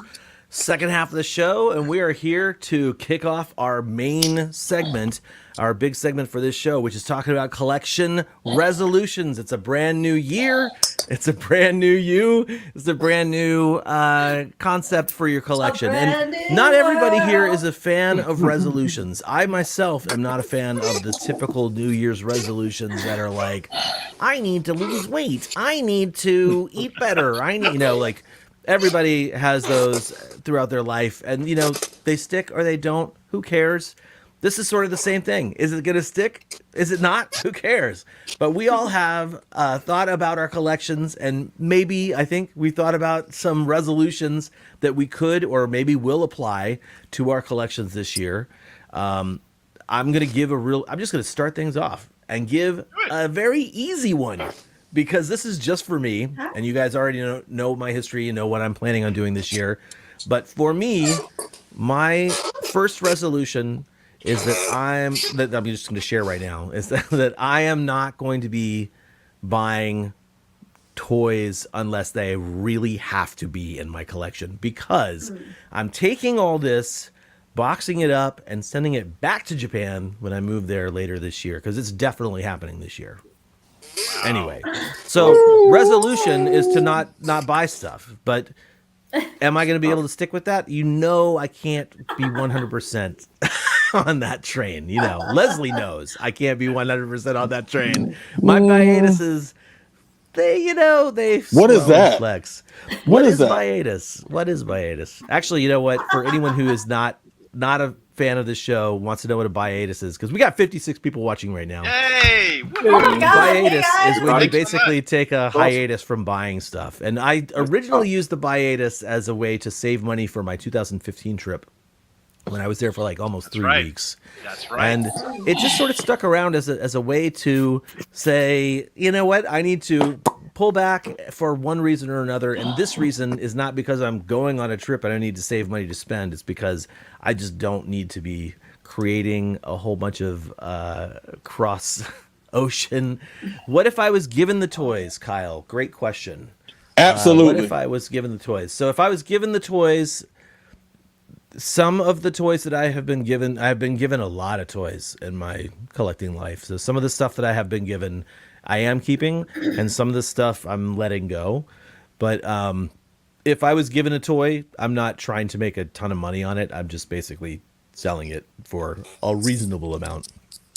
I basically, the toys that I have, they're less toys, and they're more for like the stuff that I was given are like the model kits that I built, from X Plus. So it's harder for me to just say, yeah, go away. Actually, model kits are definitely hard to get rid of. I've been selling my X Plus figures lately.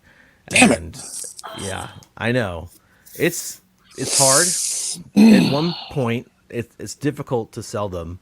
There's a couple of figures that I definitely have an attachment to. Actually, that was another one, is selling off my collection. That's definitely something that has to be done for 2023.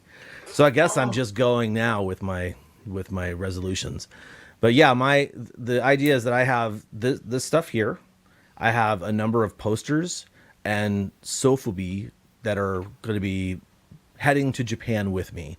But everything else in that gigantic room of stuff, whenever I look at pictures of that room from my last house, I'm like, wow, I have to sell so much stuff. So there's my second one. And then my third resolution is actually about when I make it to Japan. People who saw my last collection room and my last house specifically, David, you've been there. It was dark, right? Like, it wasn't a very bright lit home. It was, especially my collection room was very dark because that's where we watched movies. So for this next home, when we move to Japan, my resolution is that I want to actually create a very bright, well-lit collection space so that you can easily see all of the cool, colorful figures that I have and so forth.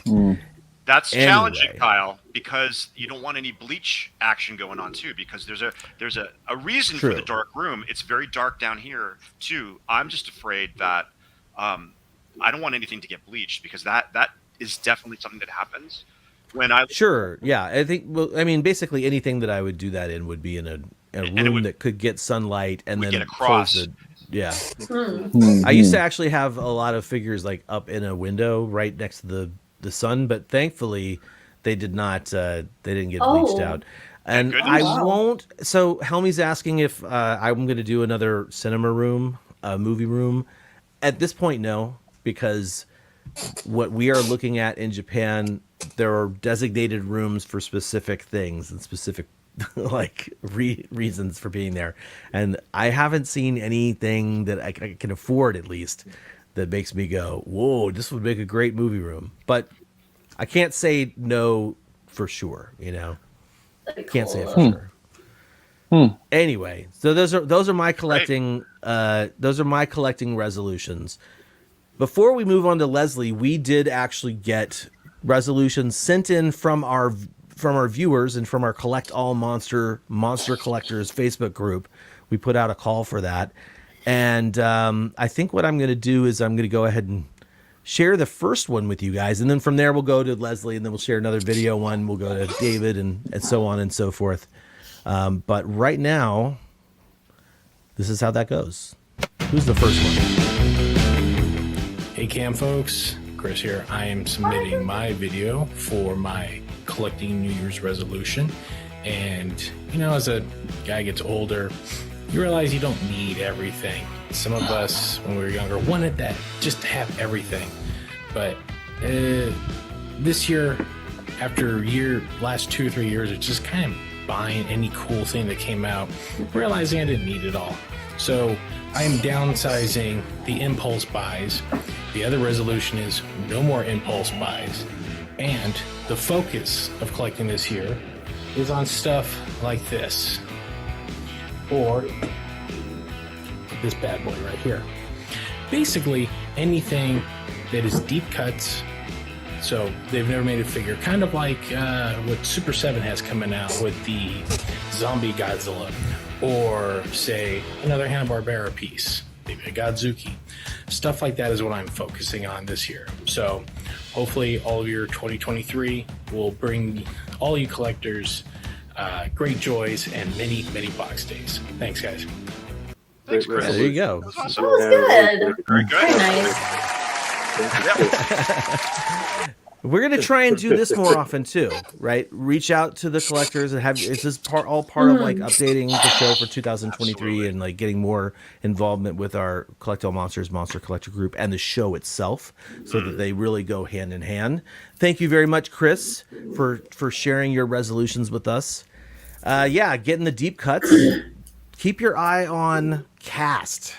That company has the deepest of cuts. Yeah. And if you get into the Cast figures, what I would say, and they're small too, right? So they like take up a very small amount of space. If you get into the Cast figures, you can actually order them directly from Japan. You just have to sort of finagle your way into communicating with them. So, and if you don't want to communicate directly with Cast, you can probably get everything through Astro Zombies because I see lots of Cast stuff through there whenever I go. Anyway. Leslie, did you write that? That's your next one, right? 2023, you're only buying Sofubi in colorful Sofubi style. Oh, right? really? Oh, go on, Leslie. It's about time. It's got to happen. It's going to happen. You might as well skip me on that one then. That's the case. David, what do you want to say? Let's see. You know what, Kyle? I have to agree with you. I can't stand New Year's resolutions either. I really don't. That's why when we came up with this topic, I was like, okay. I was like, let me try and think of something.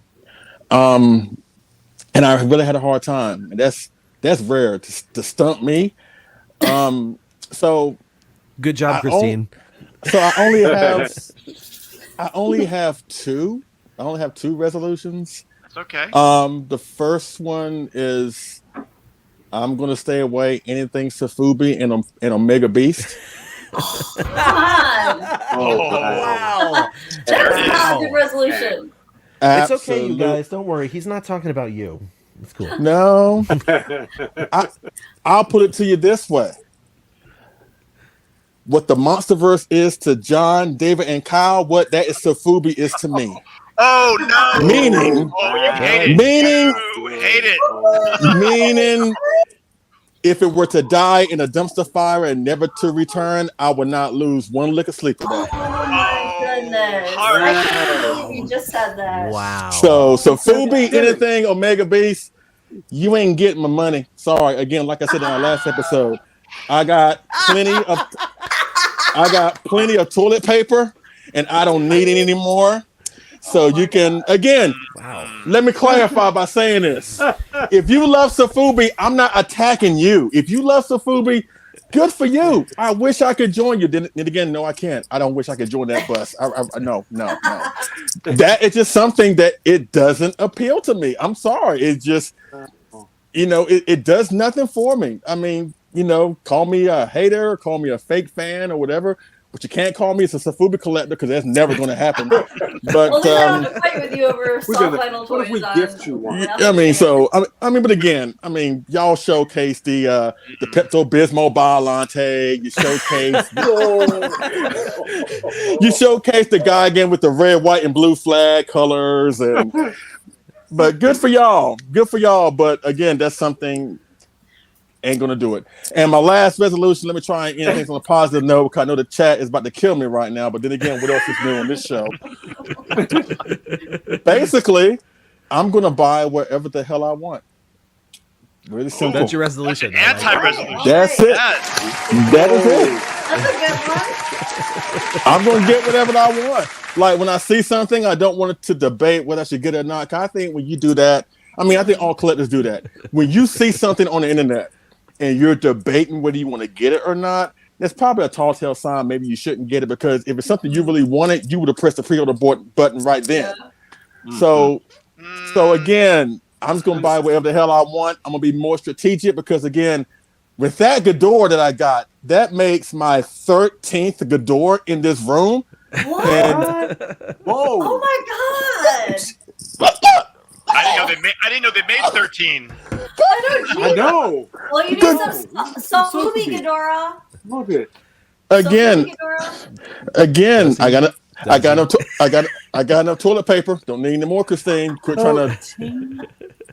Yeah, 13. You know what? When I got this, because I got this last week, right? When I got this last week, I unboxed it, right? And I put it in my room, and I started to count. I was like, wait a minute, how many doors do I really have? So I was like, 1, 2, 3, 4, 5. When I got to the 8 mark, I was like, Jesus Christ. I was like, God. But yeah, I got 13. So wait, John, I've got 10. What? No. But I've got Sofubi though. So some That's Sofubi. right. Okay. And yeah, but still 13 Ghidorahs, and I'm still not done. Like if they ever do like a regular Heisei 91 Ghidorah, I'm definitely going after it. But again, space is becoming a real issue. It's really becoming an issue, so I'm really being more strategic with what I want to get into my collection. You know what I'm saying? But again, Sofubi, Omega Beast, ain't doing it. I'm gonna buy whatever the hell I want. That's my New Year's resolution. Sofubi by you lumping them in with Omega Beast. Well, they're both in the same category of stuff I'm gonna stay away from. It's like because I'm lactose intolerant, right? I can't eat dairy or drink milk or eat cheese. You're Sofubi intolerant. Yeah. Dude, so why didn't you say so at the beginning of the show? Really we would have funny. totally laid off. No. I ain't trying to break out and grow a third arm. So just keep that stuff away from me, okay? There's Just keep it pills away for from Metallic me. paints. You have an There's allergic pills for that. reaction to metallic paints. Yes. But that's it. Hopefully, I get some great things in 2023, and I'm so So, but I hope I hope the same happens for everybody else. But that is it with my resolutions. Sorry, chat, if y'all hate me right now, but I mean, you get what you pay for. So hey, so it is what it is. So. All right. Well, let's hear who our next collector is here. Greg. Hey, Cam fam. My 2023 collecting resolutions are quality over quantity. I want to focus more on getting the things that I've wanted for, some of them years now. I just keep putting it off because I buy a lot of smaller things. And also to branch out, try to get into some different collectibles, different types of collectibles, but then also like different companies stuff that I haven't really dived into yet. Hey, what up, Mark? Wait a minute, John. Hang on a second. Yeah. So, yes, branching out, always good. Nice.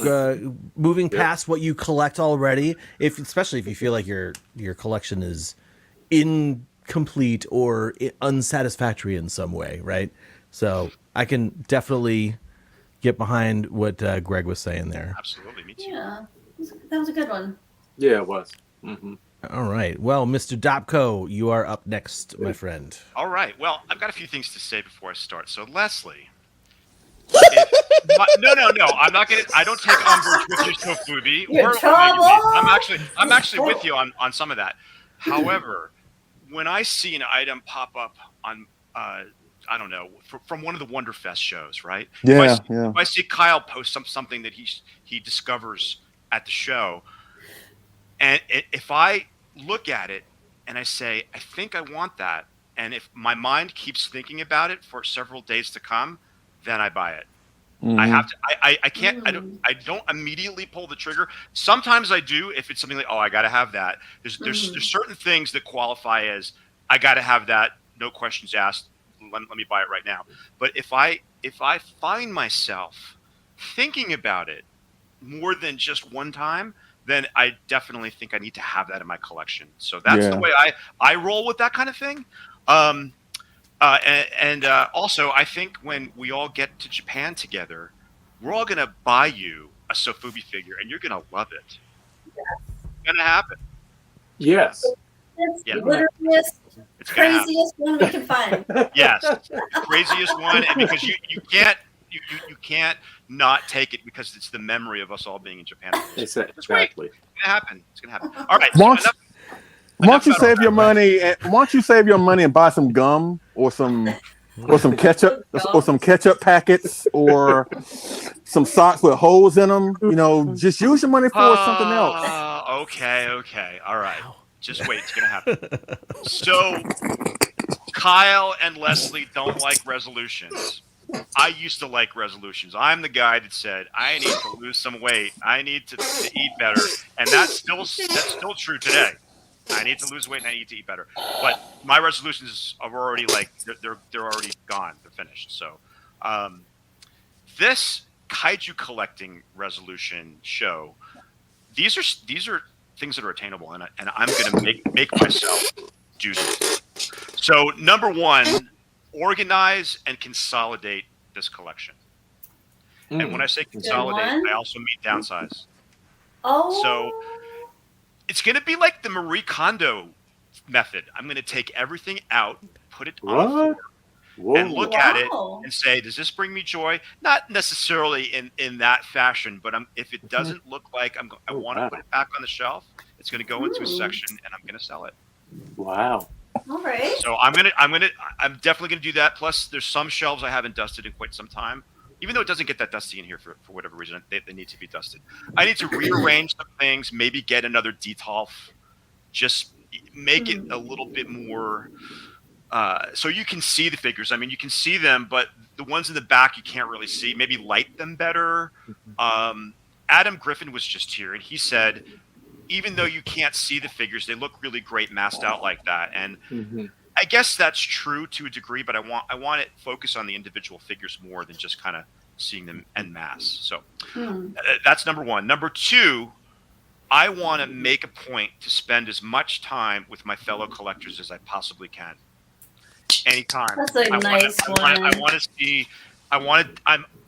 Kyle, I don't care if you want me or not. We're coming down there before you leave, for sure. You know you're welcome. We're gonna do one more visit in Oregon. We're gonna come down to Salem and we're gonna have a nice time. And I'm gonna send you off in style. We'll have a toast. So that's gonna happen.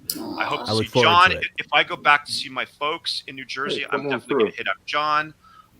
Christine, I don't know. Maybe if I go to San Francisco, you can meet me there. Whatever. Oh yeah. Leslie, you and Sandra you've been talking about coming out here for the longest time, and I'm still waiting.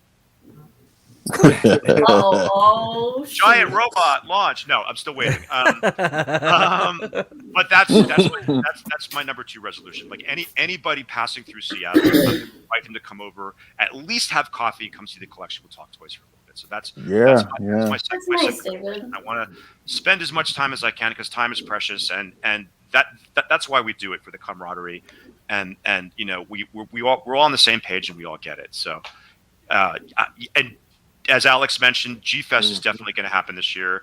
99.9% sure. So I hope to see everybody there. So yes, and I've got one more, and this is a really important one, and this is an easy one. I think we should all probably do this one. Yeah. Really strive to appreciate, be satisfied, and grateful with the collections that we already have. So absolutely. So instead of like, and I know I'm guilty of this, like, oh, what's coming next? What's coming next? What's coming next? What's coming next? I've got so many things here that are amazing, that are really hard to find, that I spent a lot of time and effort, sort of. Hey, Peter. Sorry. Sort of trying to get. Some of them are gifts from friends. Some of the gifts are friends from Japan. I really want to sit back and say, hey, man, you've done a great job. You've got a pretty awesome, complete collection as it stands right now. Correct. And just add the things like Kyle and not Leslie. Never mind. He's buying everything. Like what Kyle said. If it doesn't really belong in this collection, I'm just going to pass on it. And it was, believe me, I was sort of doing that last year, if you can believe it, because I skipped on a lot of things that I normally would have bought, like the Godzilla swinging Ibira kit figure, the flying Hedera kit, which I still actually might buy. But those are just examples of things that I said I don't have the room for. That it was more of the room than anything else to display them properly. Like, I don't know where I would display that stuff. And Leslie, God bless you, you have 13 King Ghidorahs. I've got 10, and they're really hard to display too. Jesus Christ! Really hard to display, and I'm even going to squeeze one more in there, if I may. I am going to make a point to build every single model kit that I have to build. Woohoo! Yeah, nice. I mean, that's not including Leslie's and other people. Thank you. I built this kit that I wanted to build for the longest time, the Glow Frankenstein. Hello. Nice. I mean, John Ruffin box art. Got to build this one. Oh my gosh! I mean, wait. There's more. Wow. Godzilla. you got that. Oh, you got it. Yes, I got that one. Yeah, and then I got this one. And then this one. You know, to name a few, and then I've got some Billikens, I've got some resin kits. Oh, you know, I really want to take time out and build the kits. Yeah. That's awesome. So, boy, I just got winded doing that. Okay, all right. Are you done with commissions? Like, are you done with commissions? Well, commissions are still happening, but I'm doing them few and far between, and only for people who, you know, I've been doing them for. I'm not really open to doing like brand new people, but I'll continue doing for Leslie. There's a friend of mine, Rob, Dave's quintessential kill bids. Yes, Steve. Rob, I'll do his kits too, but I really need to cut that back too, even though it's a good way to sort of get stuff. I'm going to cut that back and focus on my own stuff. And I know Steve Sarajoli is going to be doing the same things. We talked about that. Yeah. But I've been taking up too much time, and those are my resolutions. Thank you all. And you can hold me to it. If you see me, you know, sort of not doing these things, you can always call me out, and I'd appreciate that. So anyway, I guess we're going to go to another viewer, right, Kyle? Yes, sir. All right. Different companies stuff that I have of my collection than the content of my collection. I'm still going to be buying things, but I find that over this last year, I've gotten to buying a lot more items, but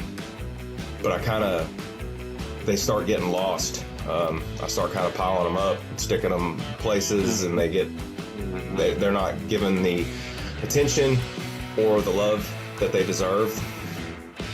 So, you know, if you saw my post the other day, I got a new shelf that I put up, and that's something I've been wanting to do for a while, and kind of trying to organize my pieces and give them a purpose instead of just having them, enjoying them. So I have this office space, and things tend to kind of just find their way in here, but not really find a proper place. So my goal this year is to consolidate my collection into one nice display. So I think I'm going to get like 2 more of the shelves that I shared with you guys the other day, and I want to add some lighting and try to fix my office area up to make it a little bit more presentable and a little bit less like a basement dungeon. That's my big goal. Real quick, as far as collecting goals, I'll throw these out there just in case anybody's holding on to these. I'm still looking for a black closed mouth passion tank. That is the only current, it's the only one that I'm missing right now. So if you've got a lead on one, please let me know. I'd like to also get a closed mouth passion tank in the glitter, a blank. I have one, but I'd like to have one for painting purposes. And a glow-in-the-dark Gigabrain Ghidorah. And a Marmot Space Godzilla. So those are the items that I'm really looking out for this year, and maybe by the end of the year I'll be able to tell you that I've got a few of them, or even one of them would be nice. Anyway, I hope that you all have a great 2023, and may all your collecting dreams come true. Aw, thank you. Thanks, John. Yay. Yeah, similar to what you were saying. Good stuff. And as far as the Collectible monster collectors also adding in the specific items that they're hoping to get this year, it feels a little bit like Dear Santa. Maybe we should have worked that into our December episode. We should have. That would be great. Next year. Yeah, we can always do next year. Christine, do you have any collection resolutions that you need to share with our viewers? Well, I do. Let me get my sacred scroll here. Oh no, you didn't. Now you have to do it. It's written down. The holy 2023 resolutions of Christine. Oh no. First, shalt thou take out the holy pen. Then shalt thou list 3, no more, no less. 3 shall be the number thou shalt list. And the number of the listing shall be 3. 4 shalt thou not list. Neither list thou 2, excepting that thou then proceed to 3. 5 is right out. Once the number 3, being the third number, be reached, then lobbest thou thy holy pen of resolutions towards the toys, which, being collectible in my sight, shall attain them. So I have to. I hope you guys know what that was from. Wait. First up, I don't think that I ever would have considered a Monty Python and the Holy Grail quote on the show, but I gotta applaud you for it. Well done. So I have my 3 resolutions. The first one being, I want to get back into my review videos. I think it's been over a year since I've done one, and I do miss doing it. And I really need to get back. I've been so lazy when it comes to those, because normally in California it's nice out every day except for now, so I always want to be outside. I'm like, you know what? I have a huge list of things that I'll start, my outline of a review for, and I just never get around to actually record it again. So I do want to do more review videos. And we got dogs fighting in here. And then my second one is I want to add. I don't have any vintage pieces. So I would like to add a vintage piece to my collection. Wormhole. At some point. Yeah, I know. Just one. I just want one. That's what I said. That's how it starts. Yeah, I know. Mm-hmm. But it's inevitable. Everybody does that at some point. Every single collector, maybe not Leslie, every single collector at some point adds vintage to their list of things. I did it, and Kyle's doing it. John's been doing it forever. So yeah, it's only a matter of time. It's only a matter of time. Good one. I'm not sure which piece yet, but sorry, Leslie, I love you. You know I do. Leslie does need one. I need Jesus. What I need. After that daggone scroll rating, I need Jesus right now. We all need Jesus. I had so much fun writing it too. I was like, I gotta do something crazy. I thought you were having a stroke at first. I'm like, people knew what it was from, so otherwise I look really stupid. No, it was good. It came when Kyle said it, I'm like, oh yes. And then my third one is kind of what I think John had said. No, or maybe it was Chris. No impulse buys. I am very bad at impulse buying. Like, if something new comes out, I'm like, oh my god, I have to have it. And then I've done that where I bought it, and then it gets here, I'm like, why did I buy this? I didn't really need it. So I'm going to lay off on the impulse buys and take a couple days to think about it. I'm sorry.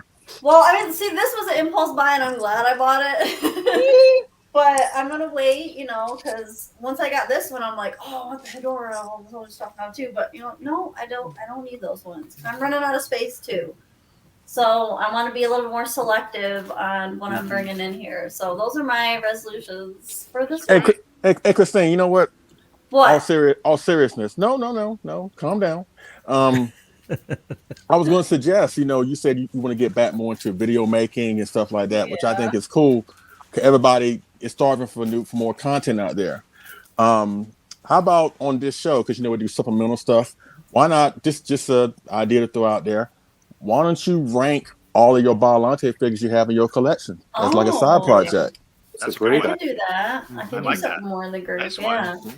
Look at you with those ideas. I should do that. Oh, and I just want to point out too that I just realized I have 15 King Ghidorahs.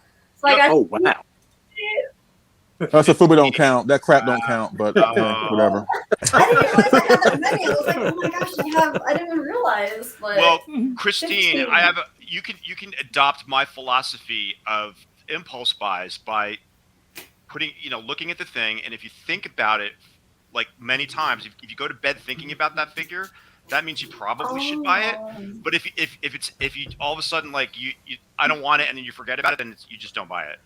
Yeah. Also, if you're trying to avoid impulse buys, stay off Yahoo Japan auctions. And Mandarake. Yes. No, I don't. I'm on there every day. Every day. Yeah, John. My ass goes on Mandarake every morning. Every morning, David. First thing I do when I get up, I go on Mandarake. Dude, I used to go to Mandarake every morning. Like as soon as I woke up, I would go to Mandarake like 5 or 6 times a day. And we get up early. And it became actually habitual, and I recognized it as almost like addictive behavior after a while. And so I had one of my last hiatuses after last year when I was like, oh God, I got to move. It was essentially like I got to stop looking at Mandarake and Yahoo Japan auctions every day. Yeah. I don't even look at Yahoo Japan. I can't do that. But Yahoo Japan, see, they're an auction service. So basically, if you're looking at Yahoo Japan, you're already playing into the impulse of auction bidding. So if you're like, oh my God, I need this thing, then it's very difficult to sort of like pull out of that, I think. Anyway, sorry for the diatribe. No, it's very, very valid information for those of us. Yep, it's good. Okay. All right. So let's go ahead and continue with our next monster collector. My resolution for 2023 is to find these guys new homes. Oh. There's a lot of them. Talk about impulse buy. Whoa. Even more. Yeah, there you go. That was it. That was Gonzalo. Gonzalo sent in That's 15-second, 15-second resolution, and it was basically just him saying like, he needs to find some homes for his monsters. Yeah, selling this stuff. Yeah, that's the other thing. People who are using this as like, hey, if you're looking to get rid of these things I'm looking for, my resolution is to buy this thing. And Gonzalo's like me. I'm looking for to get rid of this stuff. Yeah. All right. So since Gonzalo's was so short, we'll go right into the next monster collector too. Sure. Oh wait. Collectors, Alex here. I'm going to be really short about this. I'm a little under the weather at the time of this recording, but for my New Year's collection resolution, I would like to try to expand my collection. At the moment, I like to try and get more into model kits. Particularly, I like to pick up the 30cm KOC 2000, and I believe he said he was going to do the 30cm 62, so I'd like to try and pick those two up. I'd like to try and get a couple more Ultraman figures, maybe some aliens here or there. I definitely want to get the Shin Gabora. I absolutely love that design from Shin Ultraman. So, and upon that, I'd like to try and get my hands on some authentic ukiyo-e, 1800s Edo Japanese art prints. Not just ukiyo. Whoop, hold on, full stop. Alex, you and I need to talk because I found a print shop when I was in Japan last time. Woodblock prints. See that? So Fantastic. right up your alley. Sorry to interrupt. Please continue, sir. Kabuki or just everyday life. Also, I want to definitely try to get into some yokai work as well.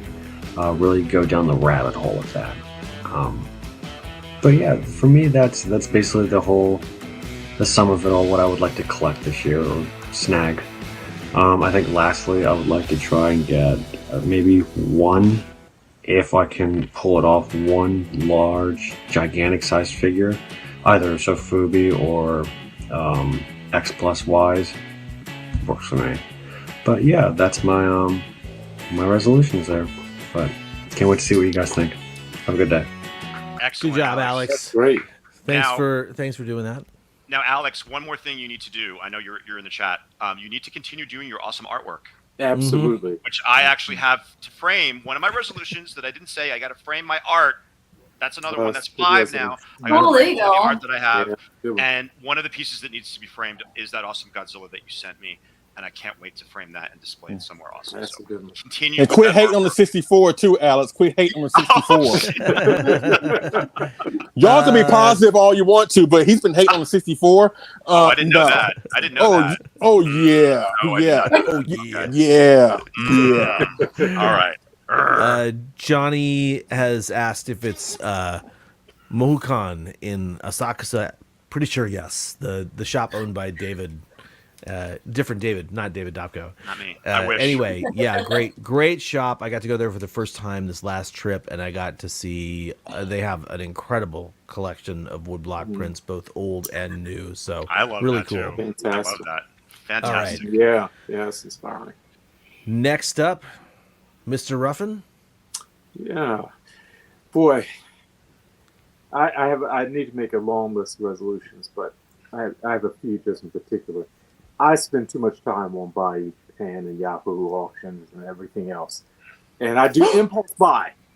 Really? I sometimes go over budget. Really? No. Shocked. Never would have guessed.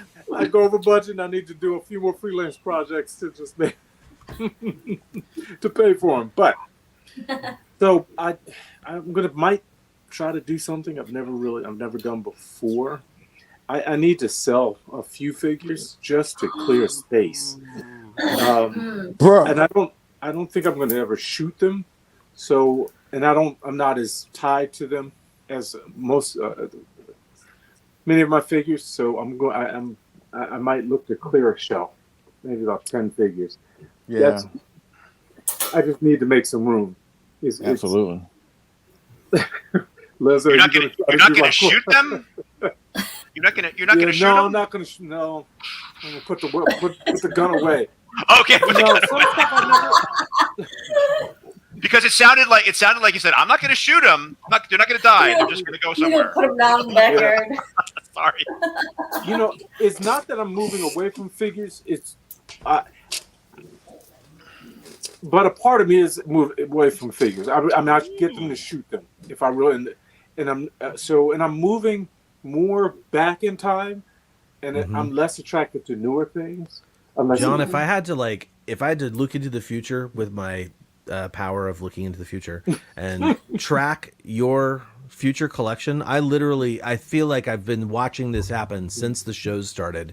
You've been getting less figures and more ephemera, more history, and I think I'm just gonna say I speak for everyone here, including everyone watching in the chat. That's one of the things we love about your Showa and Tell segments is you coming on and showing us stuff. Either for me, not to be like, ooh, look at me, but for me, it's stuff I'm like, oh, I saw that on auction once, or oh, I saw somebody talking about that one time. But for I think a lot of people, when you show stuff off, it's the first time they've ever seen anything like that from Japan. Absolutely, it's unbelievably cool aspect to this show, in my personal opinion. I agree. That's why we Never bust stop. you so much. That's why we bust you so much, because those of us who've been in the game for a long time, I see things that you're posting like, oh, I could have bought that, or oh, I saw that, or that was available when I was. It's a trip down memory lane for those of us who have seen these things before. And as Kyle mentioned, people who have not seen them, they're like, oh, wow, when did that come out? So very cool. Yeah, I'm really just I'm overwhelmed by nostalgia, and that's the memories of the past. I just want to keep reliving, and there's things we would have grown up seeing that were just unattainable, and then I realized there's so many things that came out and happened in Japan in the critical years of collecting 80s, 90s, and I'm like, oh man, to see it now and to be able to get it.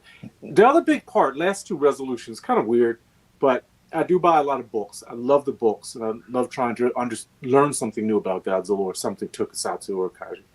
And that's the part. I was trained as a chemist, and then I went and did biblical studies, and a big part of all of that is research.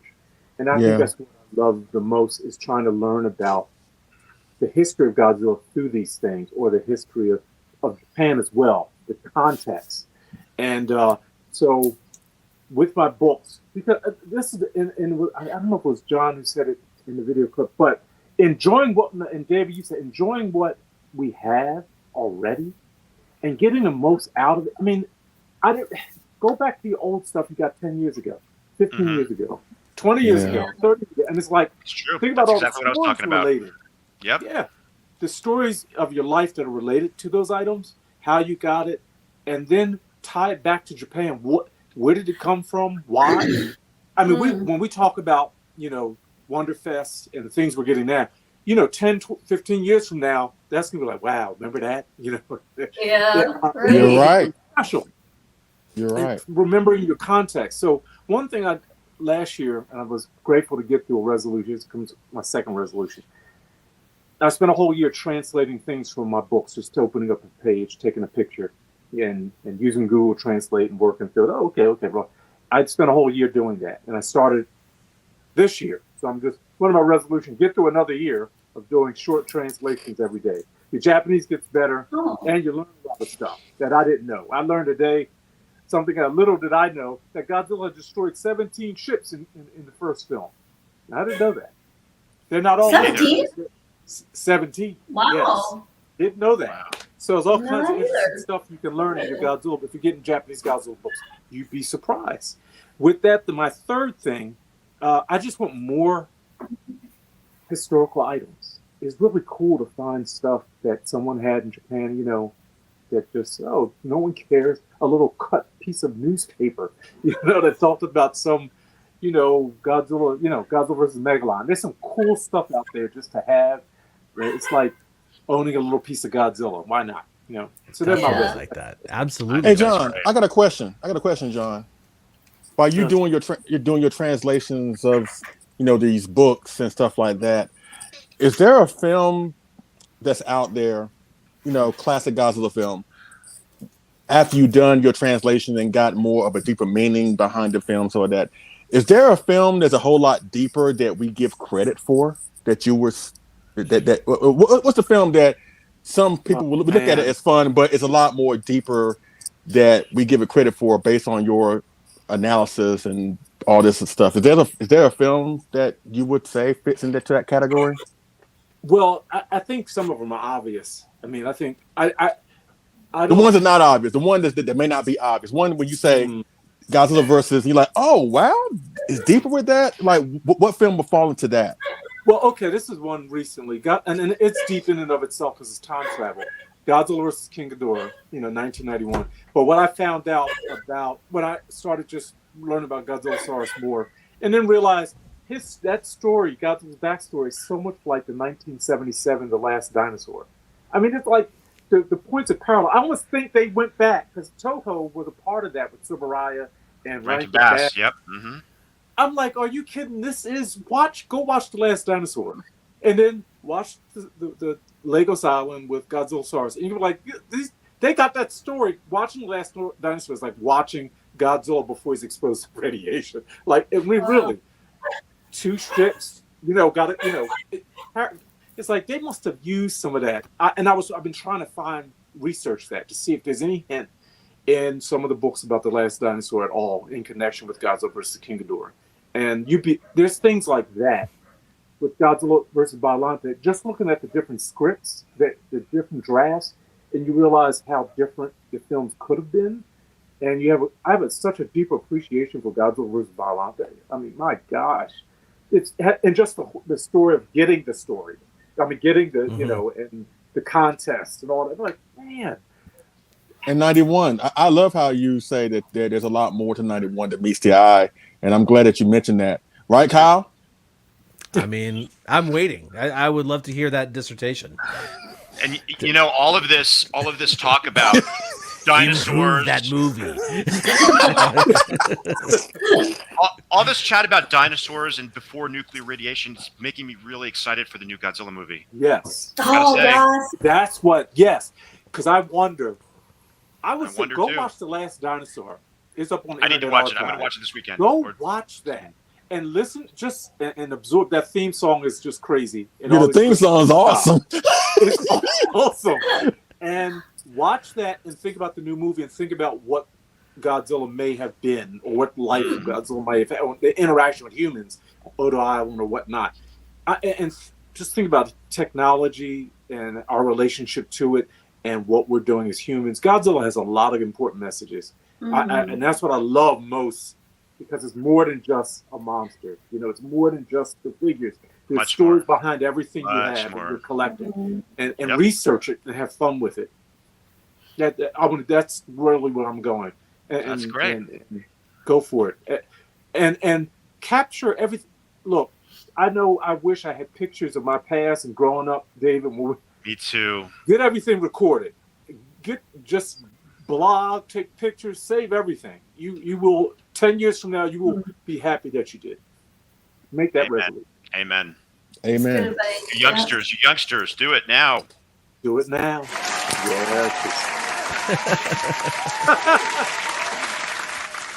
Because we did do it, John. We did do it. We put tape recorders to the television set, and we did it with what we had. Yes, right? we did. That's what we. Yes, we did.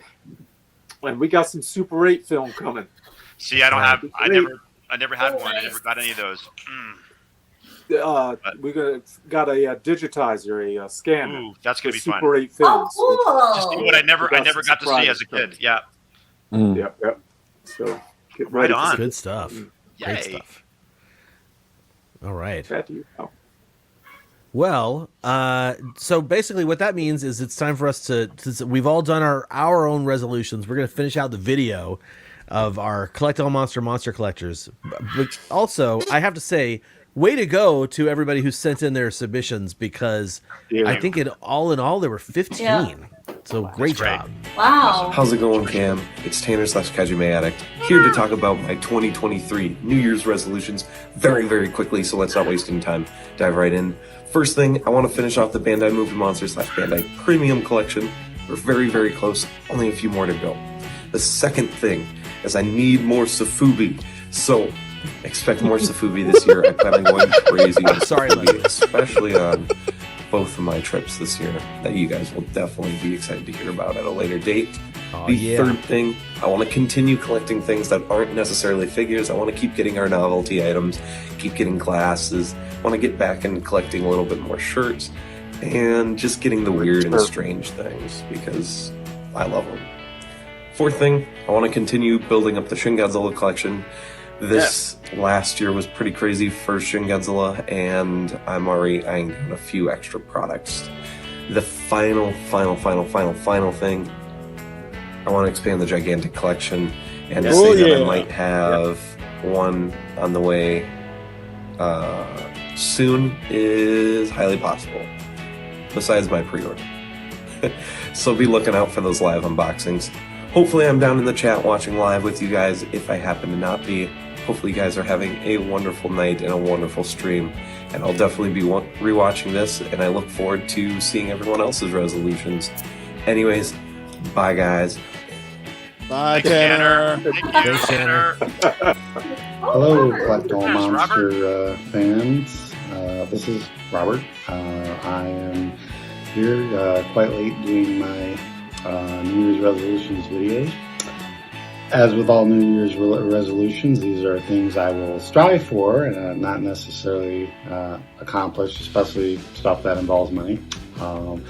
But I have 3 goals that I'm sort of working with and, have been working with to some extent even from last year. My first goal is, for my collection is, because I've been collecting so long, but I want some more human characters from the movies in my collection. So, which I have been working toward, recently is, the Matango. I also got the Serizawa, and the Toho Miniacs line is basically set up to take care of that resolution. So I think we're kind of good there. My second resolution is I would like to get some more Software B because for the vast majority of my collection, it is mostly film accurate type figures. I have tons and tons of Bandai and X Plus and CCP and so on and so forth. Not so many Software B, but Software B, I'm really picky about which pieces, I like. So, it's always takes a while for me to, pick some up. And then lastly is I sort of want to work on improving my display of, again, I have a ton of stuff and, but I haven't really modified my display a ton in recent years, so I wouldn't mind sprucing that up a bit, trying to get it a little more organized or get new cases or whatever the case may be, however I intend to do that. But yeah, that's what I'm working with. So everyone have a good 2023, and I'm sure I'll post anything new that's going on. Thanks. Take care. Thanks, Robert. Yeah, awesome. Hey, gang. Pete. Sweet. Pete's I watching don't have a now. big collection, but I do have some things that are very important to me. And I want to finally finish this collection. So when I was a kid, I picked up these 4 guys. Yamakatsu. And later in my adult life, I found out that these were from a Yamakatsu line back in 1983. Yes. So we've got a silver-headed Godzilla, Mecha Godzilla, Baragon, and of course Anguirus. A couple years ago, during the pandemic, I was able to find these 3 fellas. A real nice Ghidra, gold-headed Godzilla, and a couple of these tiny little guys. So kawaii. Yeah, so I've got that in my collection, and finally, this year, I was able to pick up for a real good price a pair of Mothra larvae. Get on there. So, my Yamakatsu collection is -1 right now. And that would be of course, the toughest one to find, and of course, the most expensive one. That would be a Mecha Kong. Mechanicon. However you say it. I've seen a bunch online. They do come up. I'm pretty confident I can get one this year, but I am bound and determined to finally finish my 1983 Yamakatsu line. Thanks a bunch, Kyle and friends. It's been a pleasure to watch you year in, year out, and best wishes going forward. Good luck, Pete, on That's that. awesome, Pete. I thought about my previous resolutions and I realized I've broken every single one. Like, only own what I can fit on my current shelves and not get sucked into those IKEA displays. Or don't own multiples of the same figure, even if it comes in different colors. But I've learned that the collection has taken on a life of its own. Displays will change, new interests will pop up, but one thing has been consistent, and that's my giant mountain of literally hundreds of figures for sale. I used to put things up on eBay, and I do put things on the garage sale every now and then, but I didn't realize the absolutely massive amount of stuff I had until I was doing my Pop Shop inventory, and it's ridiculous. So, my collecting resolution for 2023 is to clear out everything in the for sale section of the garage, which will 1, get figures into the hands of collectors who are going to appreciate them, 2, clear out the garage like I've been promising my wife that I'm going to do since we moved in here, and 3, get me money for conventions, because there's so many awesome things I want to go to this year. And yeah, I'm going to be buying figures while I'm there, but I'm also going to be making memories with many of you amazing people, and isn't the real collection the friends we've made along the way. Happy New Year's, everybody, and good luck on your resolutions. Thanks, Adam. What is up, Collect All Monsters family? It's the Bearded Kaiju here. Oh, Hey, nice pillow. Just answering this awesome. month's question. Oh, it's a calendar, sorry. The 2023 New Year's collecting resolutions. So for me personally, I am going to be focusing more on kits this year. I definitely want to get stuff that has no representation of it, you know, whether it be people or vehicles or kaiju in general, forms of kaiju, whatever. That's kind of my goal for this year, is to focus on that kind of stuff and just kind of tell myself that I don't have to buy everything that comes out. I am a completionist, so everything that I see I want to buy, and I know I don't have to buy it, so it kind of gets a little crazy and it really stretches the wallet thin, and it has doing it lately, so I definitely have to limit myself a lot more this year and really pick stuff that I really, really want. There you go. Those are our collection resolutions. Those were, if for people who are watching that are not part of the Collect All Monsters Monster Collector group, those were all solicited by us. We requested our Facebook group people to send in their resolutions, and we're going to be doing that a lot more this year, not with resolutions, but with different types of call outs for each episode throughout the year, so we can get more interaction. We loved seeing that stuff. I absolutely am thrilled that we had so many submissions for that, so thank you guys for doing that. And I thought that was a great segment. Christine came up with that. Thank you very much, Christine. Great segment, great fun. I think it is time for us to bring on our moderators, Jonathan Portman and Ryan Wilhelm. You know what? I feel like a dummy.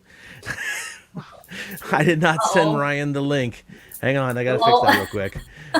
Ryan, if you're watching, it's coming. It's coming right now. Hang on, buddy. But basically, we can bring John on, Jonathan Portman. What's up, dude? Are you bringing yourself on? Fine, I'll bring you on. Hey, man, Jonathan. Great job. Thanks for the awesome work today. Thank you for producing. The horizontal and the vertical. That's right. That's right. That's right. His mic is off. How is your mic's off? Oh, his mic is muted on his end. There he goes. Okay, yes, thank you, Leslie. For fear of hearing myself randomly, oddly in the background without any camera, I muted myself. It was great. It was great. It's great to be here, guys. You did a great job, buddy. Really good. It's really fun. Yeah, it was awesome. I hope it wasn't too hard for you to do that. Did you enjoy doing it?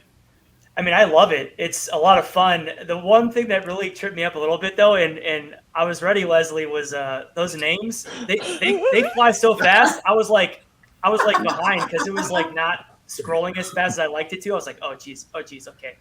I don't think they're in order. I don't know what's happening. Yeah. I'll just start clicking on random names.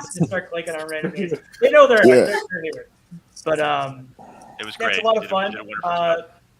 I don't know if we'll get Ryan yet. I think we were gonna do the giveaway, right? Or no? Yeah, we're gonna do a giveaway. So before, how about this? We'll give him a couple of minutes to get in here as well, since I messed up sending him the link. We are doing a giveaway, and the giveaway is a very simple one, very small giveaway. We're not going to be doing the insane giveaways this year unless somebody gives us something rad and insane to give away. Last year in October, I went to Japan, as I've talked about before, and I got to see this cool pop-up event where they had the Gamera 3 suit on display. So what I'm going to be giving away is, number one, this DNA of Tokusatsu Gamera 3 button that was part of that. Cool. But I'm also giving away this book. This is a Gamera 3 book, which I can't remember what the actual title is, like Super Completion or Super something, but it's a great... Wow. It's it's one of these things that came out in 1999. This actually came out when I got it when the movie was released. It's got behind the scenes pictures. It's got sketches. It's got all sorts of great photos. Great book. Great stuff. So this is what we're giving away today. We're giving away sweet, Ryan's here, or he will be here in a second. We're giving away this book and this button together. The way we do that is we use the chat to actually, if you want to win this, what you have to do is you have to put in a very specific hashtag, and the hashtag today is Turtle Power. Turtle Power. Perfect. And so, if you're interested in winning this, go ahead and type in hashtag Turtle Power, just like you see it there in the chat.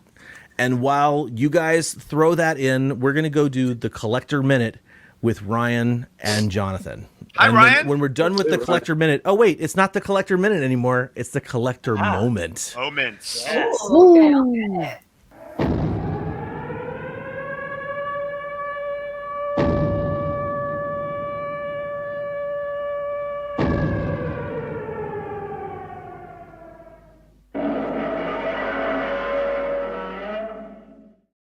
All Nice right. intro. I like that. Yes. Cool. All right, let's give these bad boys the big screen here. And I've got the pictures ready to go when you're ready. Okay, well, as always, thanks for being here, everyone. We decided to rebrand the Collector's Minute into the Collector's Moment because, let's be honest, we were going way over a minute. So the Collector's Moment seems a lot more doable and makes a lot more sense. So apropos. Go ahead with our first image. I think we'll come up with Ryan first. Hi, Ryan. When you're ready. How's it going, everybody? Good. What's up, dude? Good to see Hey, you. good to see you guys. Excellent Happy New show. Year. Happy New Year. Yeah, sorry I'm running late, but Hair's looking good. Nah, you're good, dude. I almost shaved it off this morning. Can you Oh, believe don't do it. I know. I didn't. Good. Thank you. So yeah, let's kickstart this off, shall we? Very excited Let's do for the it. collector's moment. First of the new year. We are going to start it off Yes. with something Beautiful super picture. cool. Check out this awesome graphic. I love this. Boom! So this month we have seen a massive Mondo Biolante blitz pretty much, right? Everybody has gotten a piece. Everybody seems to love it. I know the shop I work for has a few and it's had a lot of people show a lot of interest in it. This one in particular is my favorite. I mean, if it glows in the dark, I'm all about it. If it's a cherry blossom, I'm even more interested. And John Cook Dooley just did an amazing shot with this. So shout out to everybody who's shared excitement with this piece, but more particular, this photo in particular. I love this. Really great. Yeah. 10 out of Makes 10. me want one. Makes me want one. Same, right? I wasn't going to get one, but yeah. Great. Photos do it. Oh, I love Right. this. Yeah, this is Now- wonderful. That's cool. Now this is fun because I wanted to highlight. So we have starting the new year. Right? We're talking about doing theme days during each month, and so we kind of went through some ones, and I feel like the ones that I'm going to highlight are ones that are probably going to stick for the remainder. And each month, will coincide. We'll add new ones. So these will be the ones for now. Obviously Sofubi Sunday. Attack our feeds with this soft vinyl goodness from Edouard Jean Ledoux. We have some Ultra Q here. That's so pretty cool. amazing. Yeah. Super rare. Yes. Is there super rare? I love the way he composed Oh no, I said it super with rare. this- Sorry. Super rare. Yeah, Super rare. They're ultra rare. It could be super rare. I don't know. But I just love the presentation here. I always love Edward. We always love your stuff. So keep sharing. Mhm. Definitely. Most Second definitely. to none. Second to none. Yeah, absolutely. Yes, I love that he did one in black and white to sort of really reflect the series. Which is so Really great. good. Mm-hmm. Yep. Yep. Hiroko Sakurai is my hero. I love Ultraman so much. But you know what I love more than Ultraman? Godzilla. Godzilla. And in particular, the M1 Nakajima. This is my favorite piece. Even if you hate Sofubi, Leslie, I'm talking to you. I love you, dude. But you need to get this piece, man. And this one in particular is autographed. And that is so special. And I'm so excited for Matt Porter to start the new year off. Shout out to Half Baked Fantasy. They hooked me up with a Jumbosaurus. So yeah, it's Nice. super cool stuff going all around. But I think everybody needs to have one of these. This thing is quintessential. It's tattooed on my forearm. I mean, I love this thing. It's epic. Awesome. It's great. Special. I agree. Okay. Now for this next one, this one's very nostalgic for me, and I absolutely love this post by Robert Dwyer. So Media Monday is again another hashtag we're rolling out through all of Monday for this next month. Next month for February we'll have a new Monday hashtag, but David will let you know what talk about that later. Yeah. We'll talk about that one later. So for now, we have these really cool Super 8 films. Now, I remember when I was a kid, my uncle, he was getting me into this stuff, he pulled me in the room. He goes, hey, he pulled out this old projector and he sat it down in front of the wall and he goes, check these out. He brought out what seemed like silent films to me. It was Destroy All Monsters. There was a Varan one, and I had never seen Varan. Wow. It wasn't really available to watch. It wasn't on VHS. I couldn't get a copy of it. So watching this Super 8 black and white, 8-minute, whatever, however long it was, short film, they compiled like certain scenes. I remember the Haneda Airport scene from the end of Varan, and just being blown away. I was like, this is amazing. And so thank you, Robert, for this Media Monday post. Cool. We always love to see rare and cool stuff like this from American International Pictures, our favorite, dubs. Yes, absolutely. Thank you, Robert. Definitely. Appreciate it. Thanks, Robert. Keep going with the Media Monday hashtags, everybody, and for the hashtags going forward for each day. We love to see your stuff. So real quick, before you go to Rich, John Ruffin, you and I remember when this was all that was available to watch. There was no such thing as VHS. There was no such thing as VCRs. No Blu-rays, none of that. No streaming. Either you tape recorded it and listened to it again, or you had your parents buy you a projector and Super 8 with sound or without sound. My parents never bought me the projector, but I always looked at the boxes when I went to Woolworths. I saw the boxes behind the counter, and I remember that, staring at that, and like, I want to get that. Aww. But you youngsters must know there was a time before VHS, and this is the only way you could see these movies, unless you waited another year for them to come around on TV. So and shout out to the old folks. That's right. And you would see them AARP. advertised in Famous Monsters of Filmland. Sorry. You could, and I would just love seeing them advertised in Famous Monsters of Filmland. Me too. Me too. And they were super cheap too, like $3.99. They were. Sorry, Jonathan. Sorry, Ryan. We commandeered it. Go for it. Hey, I love that. Apologies. Yeah, if this can spark other conversations, we're doing our job, You are. Absolutely. Speaking of doing your job, in my humble opinion, there's absolutely no one better than Richie. So, bam, Return of the Box Day 2023. This was his first unveil of the X plus King Ghidra from 2019. Can't wait for the official review to come out. But yeah, I owe a lot to Rich. I know a lot of us do. So just wanted to shout him out. This is an awesome thing that he's back. It was great. It was nice to see in our group. For sure.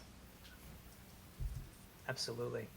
And I will finish off with the last two, and they coincide once again with our theme days. So we have Wall Art Wednesday. Show us your posters, basically all your hangables, framed posters, art scrolls, what have you. Del Champagne Martinez, thank you for this post. I love seeing all the really great work in here. We have Attack Peter. We have we have Iron Giant. Very cool. We have the Matt Frank Mecha Godzilla with Godzilla.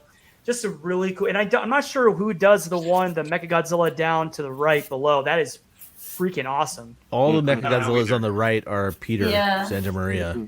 No, I mean the ones down below. On the two on the right are Peter Santa Maria. On the left hand side in the front, that's Chet Phillips. Chet Phillips. That's who I was wondering. That's Matt Frank. Yeah. Yeah, the Chet Phillips one. I wasn't sure who did those, but really cool stuff. Again, please share your art or your posters or your hangables, whatever you have for Wall Art Wednesday, because I think that one will stick for a while. And the one on the far left is actually Gustav Klimt. Sorry. 10 bonus points. Goo. Very cool. And to finish it off. Oh, wow. This is probably one of my favorite ones. Soundtrack Saturn. Oh, my God.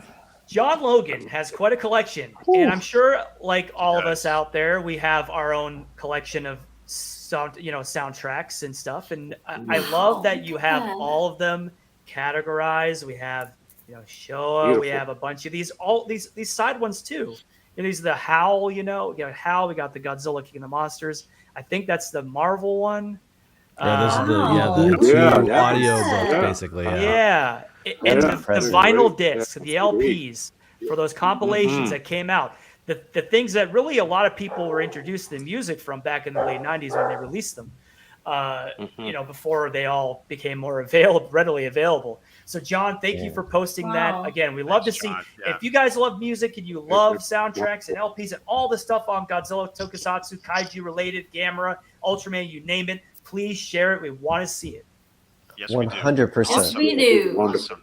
Awesome. This is a great. This is the way this segment should go. This is awesome. This is so perfect. It's so much fun. Yep. Great looking graphics too. Thank you very much, Kyle, for those. Yes. Very for clean. sure.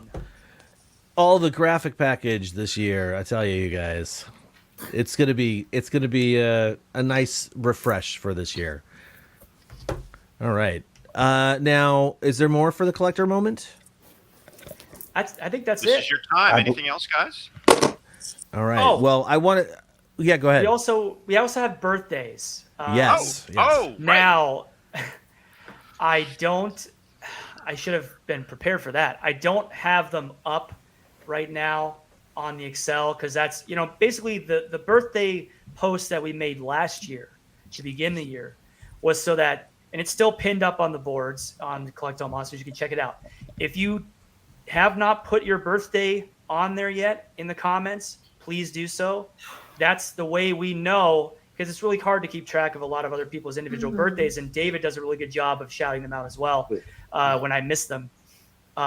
We really want to, include everyone in the birthday wishes, let all of our members know. You're all family here, so we're all one Part of the family in camly. the birthday part. So, I love that. so if I can, I'm going to bring this up real quick here.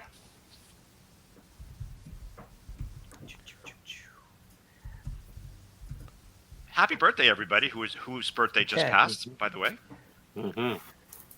Yeah, I like the little birthday things we do in the group. Jonathan, you do a good job with those. Yeah, those are fun. They're so cheerful. They're so cheerful, and people really love them. They really do. Well, I appreciate that. And no one else is doing anything like that, so it's good for us.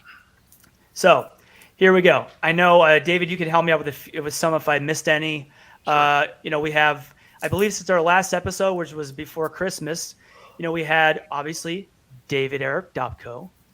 We had Robert Dwyer and Jose Beltran. We had Nick Sides. Hey, Nick Sides. John Nick. Bellotti Jr. John Bellotti. Good old John Bellotti. Oh, so, and to start the year, Mike Ross. Happy birthday, Mike. Helmy. Yeah, Helmy. Woo! Helmy. And Tim Snyder. Oh, yeah, that's right. Dr. Tim. Pilot Ace brother. Indeed. That's That's awesome. all that I have on my end. If anyone remembers I can't anyone remember. else's, I don't have anything in front of me. I can't remember, but I think that's let me pretty know. good.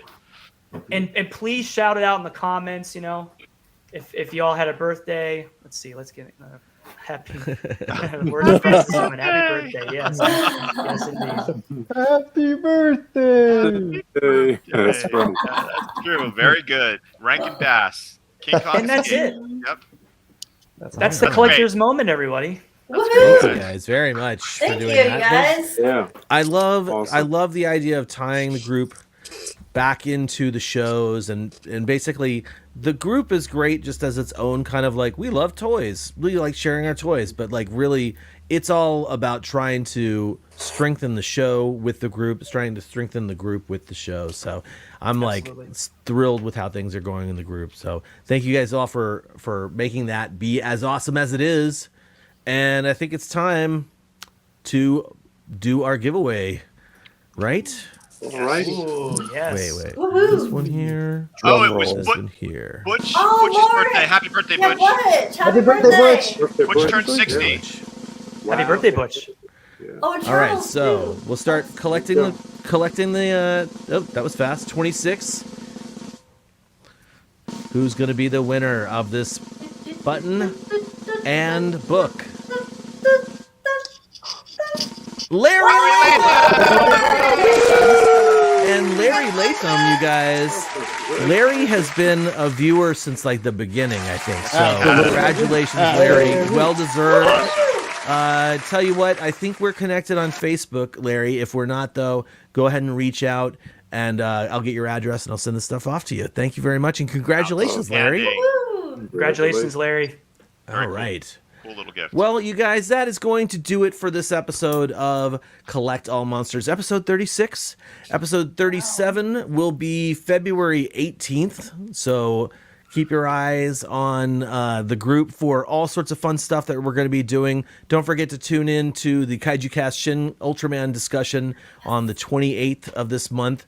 And yeah, keep your ear to the group for all the cool hashtag stuff we're doing. Thank you, Jonathan. Thank you, Ryan, for being our group moderators and coming on here and talking about the collector moments. Thank you to my co-hosts. It's always a blast to do this with you guys. And thank you to the 56 people who are still watching this show. You guys are awesome for sticking around. Clapping here. All right.